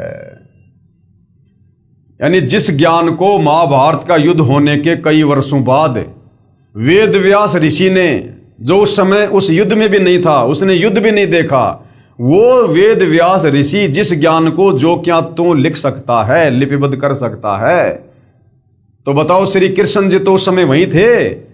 और श्री कृष्ण जी अगर वो ज्ञान दे रहे होते तो दोबारा से उस ज्ञान को बताने में उनको क्या दिक्कत थी। तो वेद व्यास जी के अंदर इस काल बलि ने प्रवेश किया, जैसे महाभारत के समय श्री कृष्ण जी के शरीर में प्रवेश किया, ऐसे ही वेद व्यास जी के अंदर प्रवेश करके और पूरा का पूरा महाभारत का वो ज्ञान, वो पूरा का पूरा जो वेदों वाला सार था, वो जो गीता जी के रूप में बोला था, वो वेद व्यास जी के अंदर प्रेत की भांति प्रवेश करके इस काल बलि ने जो का त्यों लिखवा दिया। जिस वेद व्यास का महाभारत से कोई लेना देना नहीं था, जो उस समय युद्ध में भी नहीं था। तो अगर श्री कृष्ण जी ने ये ज्ञान बोला होता तो श्री कृष्ण जी सत्संग करते समय वो ज्ञान जो का त्यों सुना सकते थे। लेकिन श्री कृष्ण जी कह रहे हैं भैया मुझे भी याद नहीं है, अब मैं जो का त्यों नहीं कह सकता। प्रमाण के लिए संक्षिप्त महाभारत पेज नंबर 667 तथा पुराणे के पेज नंबर 1531 पर देखिएगा। ये संस्कृत भाषा है, आपको हिंदी पर लेकर चलते हैं। भगवान बोले यानी श्री कृष्ण जी बोले, वह सब का सब उसी रूप में फिर दोहरा देना अब मेरे वश की बात नहीं है कि अर्जुन अब वो ज्ञान जो का त्यों तेरे को सुना देना मेरे बस की बात नहीं है। उस समय मैंने योग युगत होकर परमात्म तत्व का वर्णन किया था। यह संक्षिप्त महाभारत द्वितीय भाग के पेज नंबर 1531 से।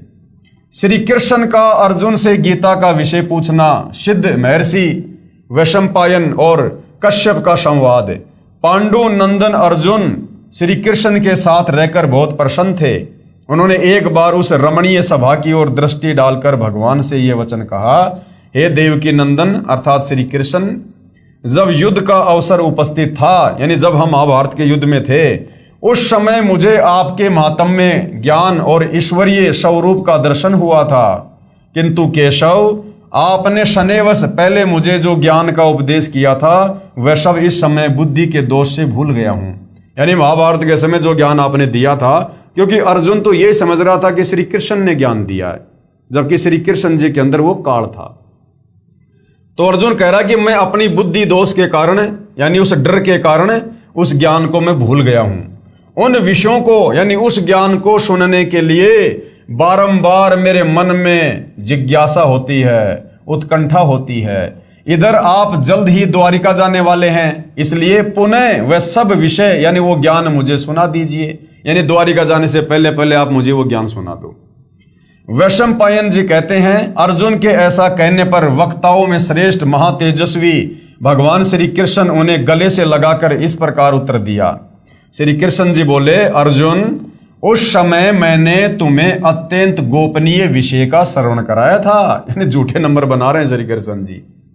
अपने स्वरूप भूत धर्म सनातन पुरुषोत्तम तत्व का परिचय दिया था और शुक्ल कृष्ण गति का निरूपण करते हुए नित्य लोकों का भी वर्णन किया था।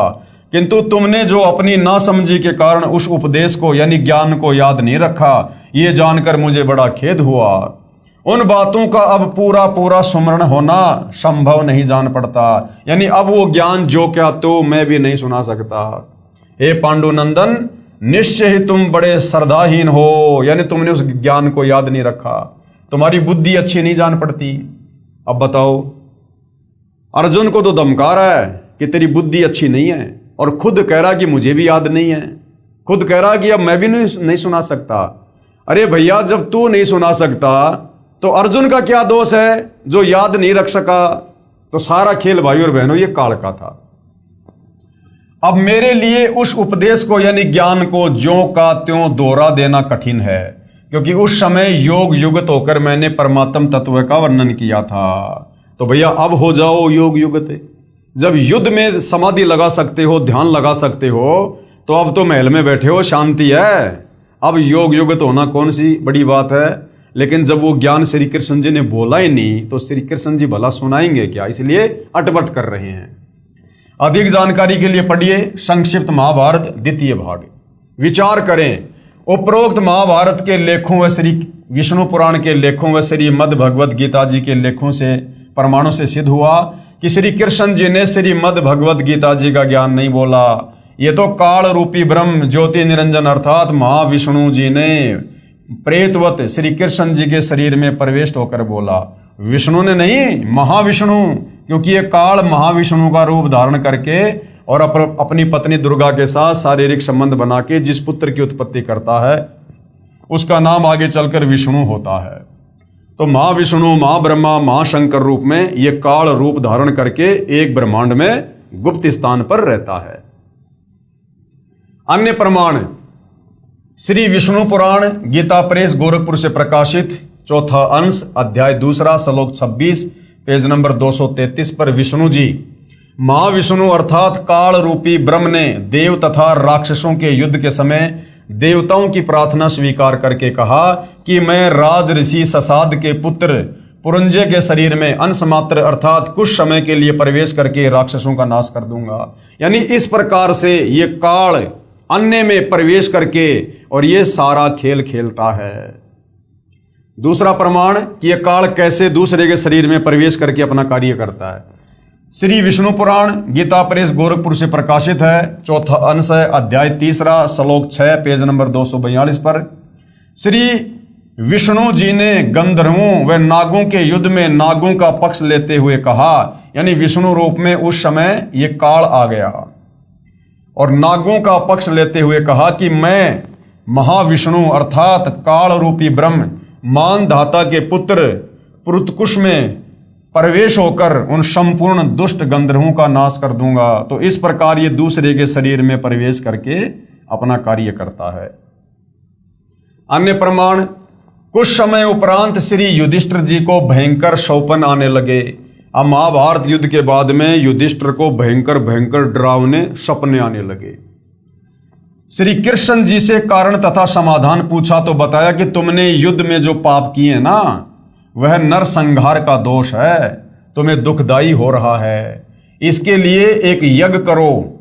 श्री कृष्ण जी के मुख कमल से ये वचन सुनकर श्री अर्जुन को बहुत दुख हुआ तथा मन ही मन विचार करने लगा कि भगवान श्री कृष्ण जी पवित्र गीता बोलते समय तो कह रहे थे कि अर्जुन तुम्हें कोई पाप नहीं लगेगा, तू युद्ध कर ले।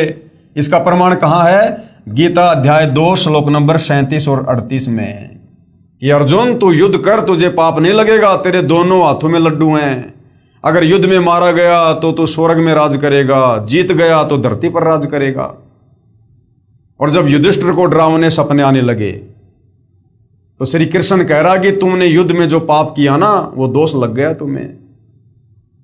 तो उस समय श्री कृष्ण जी के शरीर में प्रवेश करके युद्ध करवाने के लिए इस काल ने अर्जुन से कहा था कि युद्ध कर, तुझे दोष नहीं लगेगा, तेरे दोनों हाथों में लड्डू हैं। और महाभारत के युद्ध के बाद श्री कृष्ण जी के शरीर से निकलकर काल तो चला गया, अब बच गए श्री कृष्ण जी, उनको पता नहीं मैंने क्या बोला। तो अब जब युधिष्ठिर पूछ रहा कि भगवान मुझे ऐसे डरावने सपने क्यों आ रहे हैं, तो अब श्री कृष्ण जी कह रहे हैं कि भैया महाभारत के युद्ध में तुमने जो नरसंहार किया ना, जो अपने स्वजनों की जो तुमने हत्या की है कौरवों की, भैया वो पाप कर्म तुझे दुखदाई हो रहे हैं। तो युद्ध के समय तो काल ने श्री कृष्ण जी में प्रवेश करके क्या बोला युद्ध करवाने के लिए कि तुम्हें पाप नहीं लगेंगे, और अब श्री कृष्ण जी सलाह दे रहे हैं कि भैया तुझे पाप लग गए। अर्थात उस समय वो ज्ञान श्री कृष्ण जी ने नहीं बल्कि श्री कृष्ण जी में प्रवेश करके काल बोल रहा था। वरना श्री कृष्ण जी भला दोगली बात क्यों करेंगे? युद्ध करवाने के लिए तो कुछ कहेंगे और युद्ध के बाद में कुछ कहेंगे। यदि युद्ध में मारा भी गया तो स्वर्ग का सुख भोगेगा, अन्यथा युद्ध में जीतकर पृथ्वी के राज्य का आनंद लेगा। अर्जुन ने विचार किया कि जो समाधान दुख निवारण का श्री कृष्ण जी ने बताया है, इसमें करोड़ों रुपए खर्च होना है, जिससे बड़े भाई युधिष्ठिर का कष्ट निवारण होगा। यदि मैं श्री कृष्ण जी से वाद विवाद करूंगा कि आप पवित्र गीता जी का ज्ञान देते समय तो कह रहे थे कि तुम्हें पाप नहीं लगेगा, अब उसके विपरीत बात कर रहे हो, इससे मेरा बड़ा भाई ये ना सोच बैठे कि करोड़ों रुपए के खर्च को देखकर अर्जुन बौखला गया है तथा मेरे कष्ट निवारण से प्रसन्न नहीं है, इसलिए मौन रहना उचित जानकर सहर्ष स्वीकृति दे दी कि जैसा आप कहोगे वैसा ही होगा। श्री कृष्ण जी ने उस यज्ञ की तिथि निर्धारित कर दी। वह यज्ञ भी श्री सुदर्शन सोपच के भोजन खाने से सफल हुई। कुछ समय उपरांत ऋषि दुर्वासा जी के श्रापवश सभी यादव कुल विनाश हो गया। श्री कृष्ण भगवान के पैर के तलवे में एक शिकारी, जो त्रेता युग में सुग्रीव का भाई बाली की ही आत्मा थी, उसने विषाक्त यानी जहरीला तीर मार दिया। तब पांचों पांडवों के घटना स्थल पर पहुंच जाने के उपरांत श्री कृष्ण जी ने कहा कि आप मेरे शिष्य हो, मैं आपका धार्मिक गुरु भी हूं, इसलिए मेरी अंतिम आज्ञा सुनो। एक तो ये है कि अर्जुन द्वारिका की सभी स्त्रियों को इंद्रप्रस्थ यानी दिल्ली ले जाना, क्योंकि यहां कोई नर नहीं बचा है, क्योंकि सारे के सारे 56 करोड़ यादव मर गए थे आपस में कट कट के दुर्वासा के श्राप के कारण। तथा दूसरे, आप सभी पांडव राज्य त्याग कर हिमालय में साधना करके शरीर को गला देना। और दूसरा क्या आदेश दिया श्री कृष्ण जी ने कि आप पांचों पांडव राज्य को छोड़कर हिमालय में चले जाना, वहां पर तपस्या करना और शरीर को गला के नष्ट कर देना। अब अर्जुन के मन में विचार आने लगा कि भैया श्री कृष्ण जी तो बड़ा दोगला, जब युद्ध करवाना था तब तो कह रहा था कि युद्ध में मर गया तो स्वर्ग का राज्य करेगा और अगर जीत गया तो धरती का राज्य करेगा, और अब कह रहा है कि हिमालय में जाके अपना शरीर गड़ा दो। तो श्री अर्जुन से रहा नहीं गया और उसने फिर सवाल पूछ ही लिया कि भगवान आप ये दोगले वचन क्यों कह रहे हो? युद्ध के समय तो कह रहे थे कि तुझे धरती का राज्य मिलेगा, तुझे सुख मिलेगा, और अब कह रहे हो कि राज्य को छोड़कर हिमालय में जाके गड़ जाओ, तुम्हारे ऊपर महाभारत के पाप बहुत ज्यादा हैं। उस समय श्री कृष्ण हकीकत बता रहा है कि भाई मुझे कुछ नहीं पता मैंने युद्ध के समय क्या कहा था और क्या नहीं कहा था। भाई कोई और ही बला, कोई और ही शक्ति थी जो सब कुछ कह रही थी, लेकिन अब मैं जो कह रहा हूं वो बिल्कुल हकीकत है। इस राज्य को त्याग कर हिमालय में जाकर गड़ के शरीर त्याग दो। तथा दूसरे, आप सभी पांडव राज्य त्याग कर हिमालय में साधना करके शरीर को गड़ा देना, क्योंकि तुमने महाभारत के युद्ध के दौरान जो हत्याएं की थी, तुम्हारे सिर पर वह पाप बहुत भयंकर है। उस समय अर्जुन अपने आप को नहीं रोक सका और अर्जुन ने फिर पूछ ही लिया तथा कहा, प्रभु वैसे तो आप ऐसी स्थिति में हैं कि मुझे ऐसी बात नहीं करनी चाहिए, परंतु प्रभु यदि आज मेरी शंका का समाधान नहीं हुआ तो मैं चैन से मर भी नहीं पाऊंगा, पूरा जीवन रोता रहूंगा। श्री कृष्ण जी ने कहा, अर्जुन पूछ ले जो कुछ पूछना है, मेरी अंतिम घड़ियां हैं।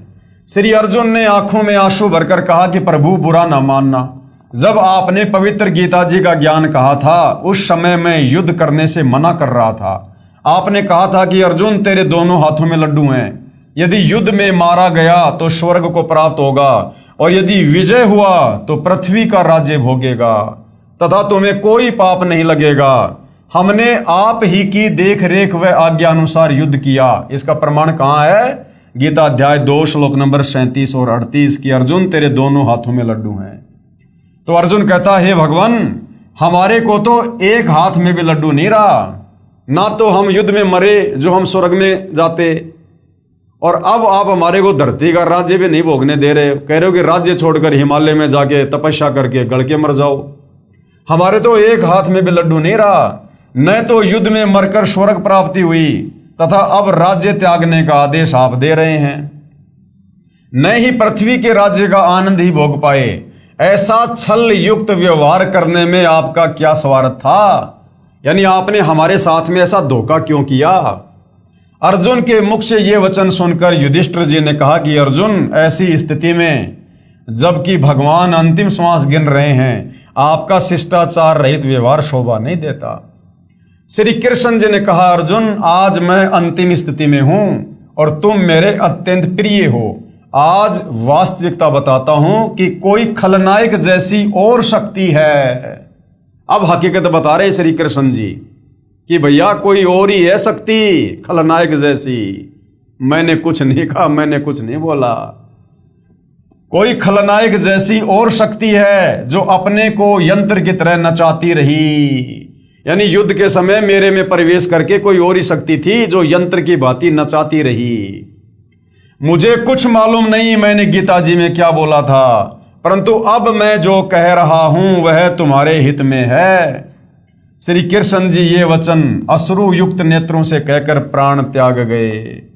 उपरोक्त विवरण से सिद्ध हुआ कि पवित्र गीता जी का ज्ञान श्री कृष्ण जी ने नहीं कहा, ये तो ब्रह्म यानी ज्योति निरंजन काल ने बोला है, जो 21 ब्रह्मांड का स्वामी है। अब ये काल कौन है, इसका नाम काल क्यों पड़ा, ये ऐसे भयानक काम क्यों करता है, लोगों को धोखा क्यों देता है, इसके लिए आपने सृष्टि रचना को अच्छे से पढ़ना पड़ेगा। काल अर्थात ब्रह्म कौन है, ये जानने के लिए कृपया पढ़ें इसी पुस्तक में पेज नंबर 22 से 74 तक सृष्टि रचना को। श्री कृष्ण सहित सर्व यादवों का अंतिम संस्कार कर अर्जुन को छोड़कर चारों भाई इंद्रप्रस्थ दिल्ली चले गए। पीछे से अर्जुन द्वारिका की स्त्रियों को लिए आ रहा था, क्योंकि यादव कोई शेष बचा नहीं था, सारे पुरुष आपस में कट कट के मर गए थे और यादवों की जो स्त्रियां थी वो बच गई थी। अगर उनको वहां छोड़ दिया जाता तो जंगली लोग उनकी इज्जत लूटते, इसलिए अर्जुन सर्व स्त्रियों को लेकर दिल्ली जा रहे थे। पीछे से अर्जुन द्वारिका की स्त्रियों को लिए आ रहा था। रास्ते में जंगली लोगों ने सभी गोपियों को लूटा तथा कुछ एक को भगा ले गए तथा अर्जुन को पकड़कर पीटा।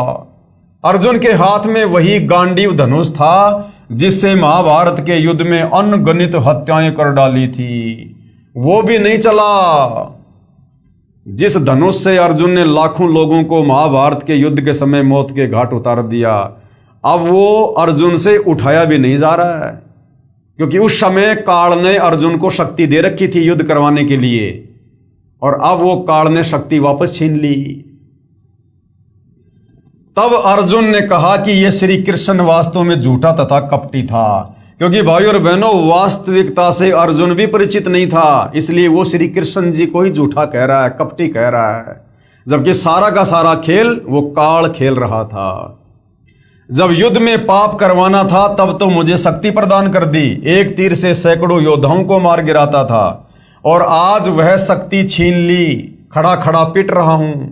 इसी विषय में पूर्ण ब्रह्म कबीर साहिब कबीर देव जी का कहना है कि श्री कृष्ण जी कपटी व झूठे नहीं थे, ये सारा जुल्म ये काल ज्योति निरंजन कर रहा है।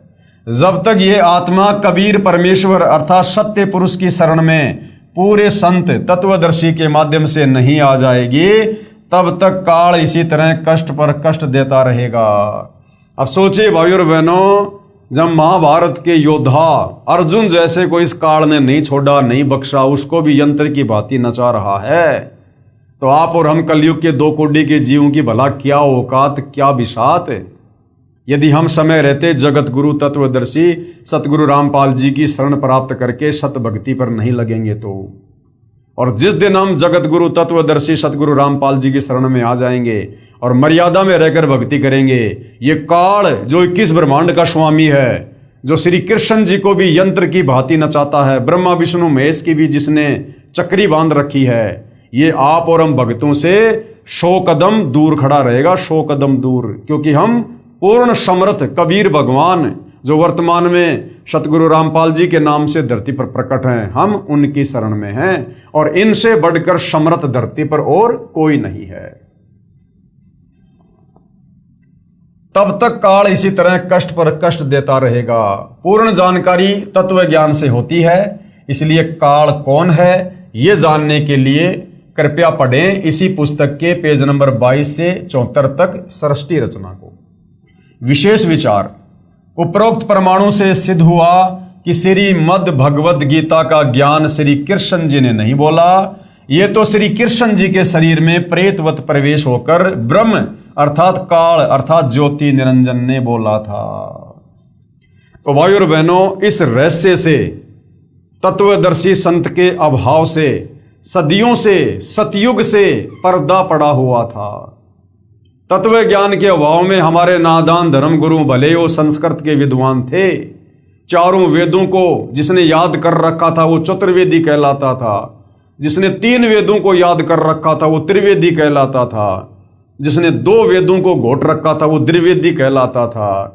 लेकिन ये लोग तत्व ज्ञान के अभाव में हमें धर्मशास्त्रों का सूक्ष्म ज्ञान निष्कर्ष निकाल कर नहीं बता पाए, जो निष्कर्ष अब सतगुरु रामपाल जी बता रहे हैं, और पूरा निष्कर्ष निकाल कर अपने सत्संगों में डाल दिया, अपनी पुस्तकों में डाल दिया। अब यदि आवश्यकता है तो जगत गुरु तत्वदर्शी सतगुरु रामपाल जी के तत्व ज्ञान युक्त सत्संगों को सुनने की आवश्यकता है। तो भाइयों और बहनों, अब जिस रहस्य से पर्दा उठ चुका है कि वास्तव में भगवान कौन है, कैसा है, कहाँ रहता है और कैसे मिलता है, और कैसे हम इस काल के द्वारा लगाए गए क्रम बंधनों से छूटकर वापस अपने निज घर सतलोक जा सकते हैं, अन्यथा हम यहीं पर कर्मों का दंड भोगेंगे।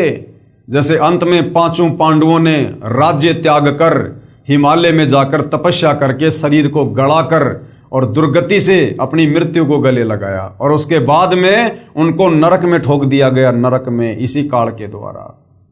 तो भाई और बहनों, यदि आप और हम समर्थ की शरण में आकर शत भक्ति नहीं करेंगे तो आप और हमारे तो कहीं पैर भी टिके दिखाई नहीं देंगे, कहीं पैर भी, ये तो सीधा नरक में ठोकेगा, फिर लग 84 योनियों में। तो भाई और बहनों, अध्यात्म को, भक्ति मार्ग को समझने के लिए इन धर्मशास्त्रों को समझना, इनकी जानकारी होना बहुत जरूरी है। और ये जानकारी यदि हमारे नादान धर्मगुरु दे पाते तो आज से पहले दे चुके होते। अगर हमारे धर्मगुरुओं के पास में वो तत्व ज्ञान होता, मूल ज्ञान होता, तो कबीर परमेश्वर को सतगुरु रामपाल जी के रूप में धरती पर उतरकर ये तत्व ज्ञान प्रचार प्रसार करने की जरूरत ना पड़ती।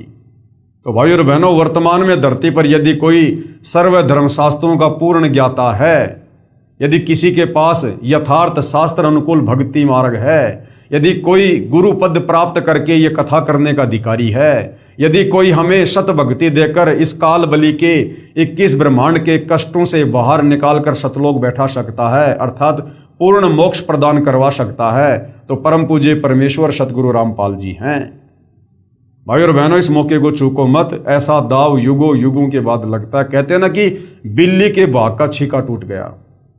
तो आज सतगुरु रामपाल जी के पावन चरण कमल धरती पर हम उनके समकालीन, और यदि हम उनकी शरण में आ जाते हैं तो भाई और बहनों समझो बिल्ली के भाग का छीका टूट गया, अन्यथा यहां तो दुर्गति दुर्गति है, दुर्गति ही दुर्गति। तो समझदार व्यक्ति तो ऐसी आफत मोल लेगा नहीं।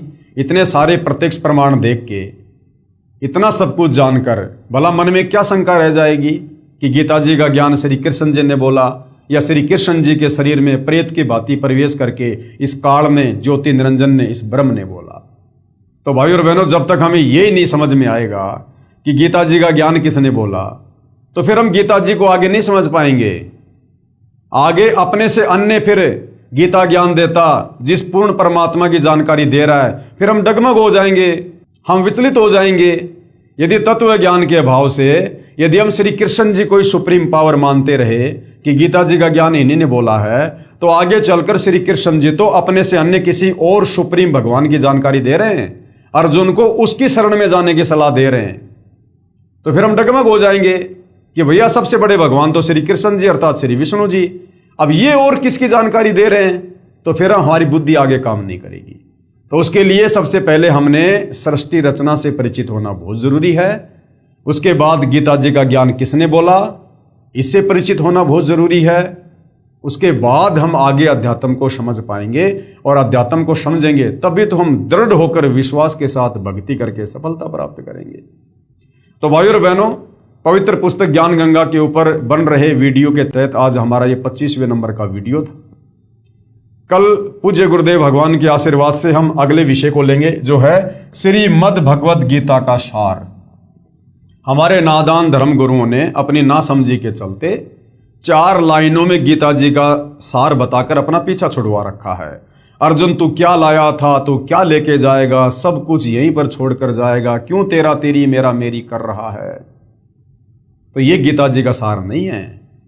सतगुरु रामपाल जी भगवान कहते हैं, गीता जी का ज्ञान समझने में तो जोटा लगेगा, जोटा, कलेजा फटेगा, जोर लगेगा, इतना आसान नहीं है।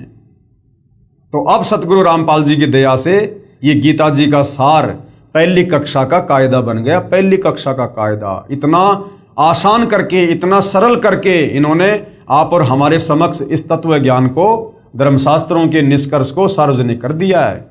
अब यदि आवश्यकता है तो थोड़ा सा धैर्य धारण करके निष्पक्ष होकर इस ज्ञान पर मंथन करने की आवश्यकता है। तो भाई और बहनों, कल फिर सेवा में हाजिर होंगे। तब तक पूज्य गुरुदेव भगवान हम सबको आज्ञा दे, आशीर्वाद दे, सद्बुद्धि दे, हमारा मार्गदर्शन करे, हमें भ्रमने भटकने से बचाए। बंदी छोड़ सतगुरु रामपाल जी परमेश्वर जी की जय हो।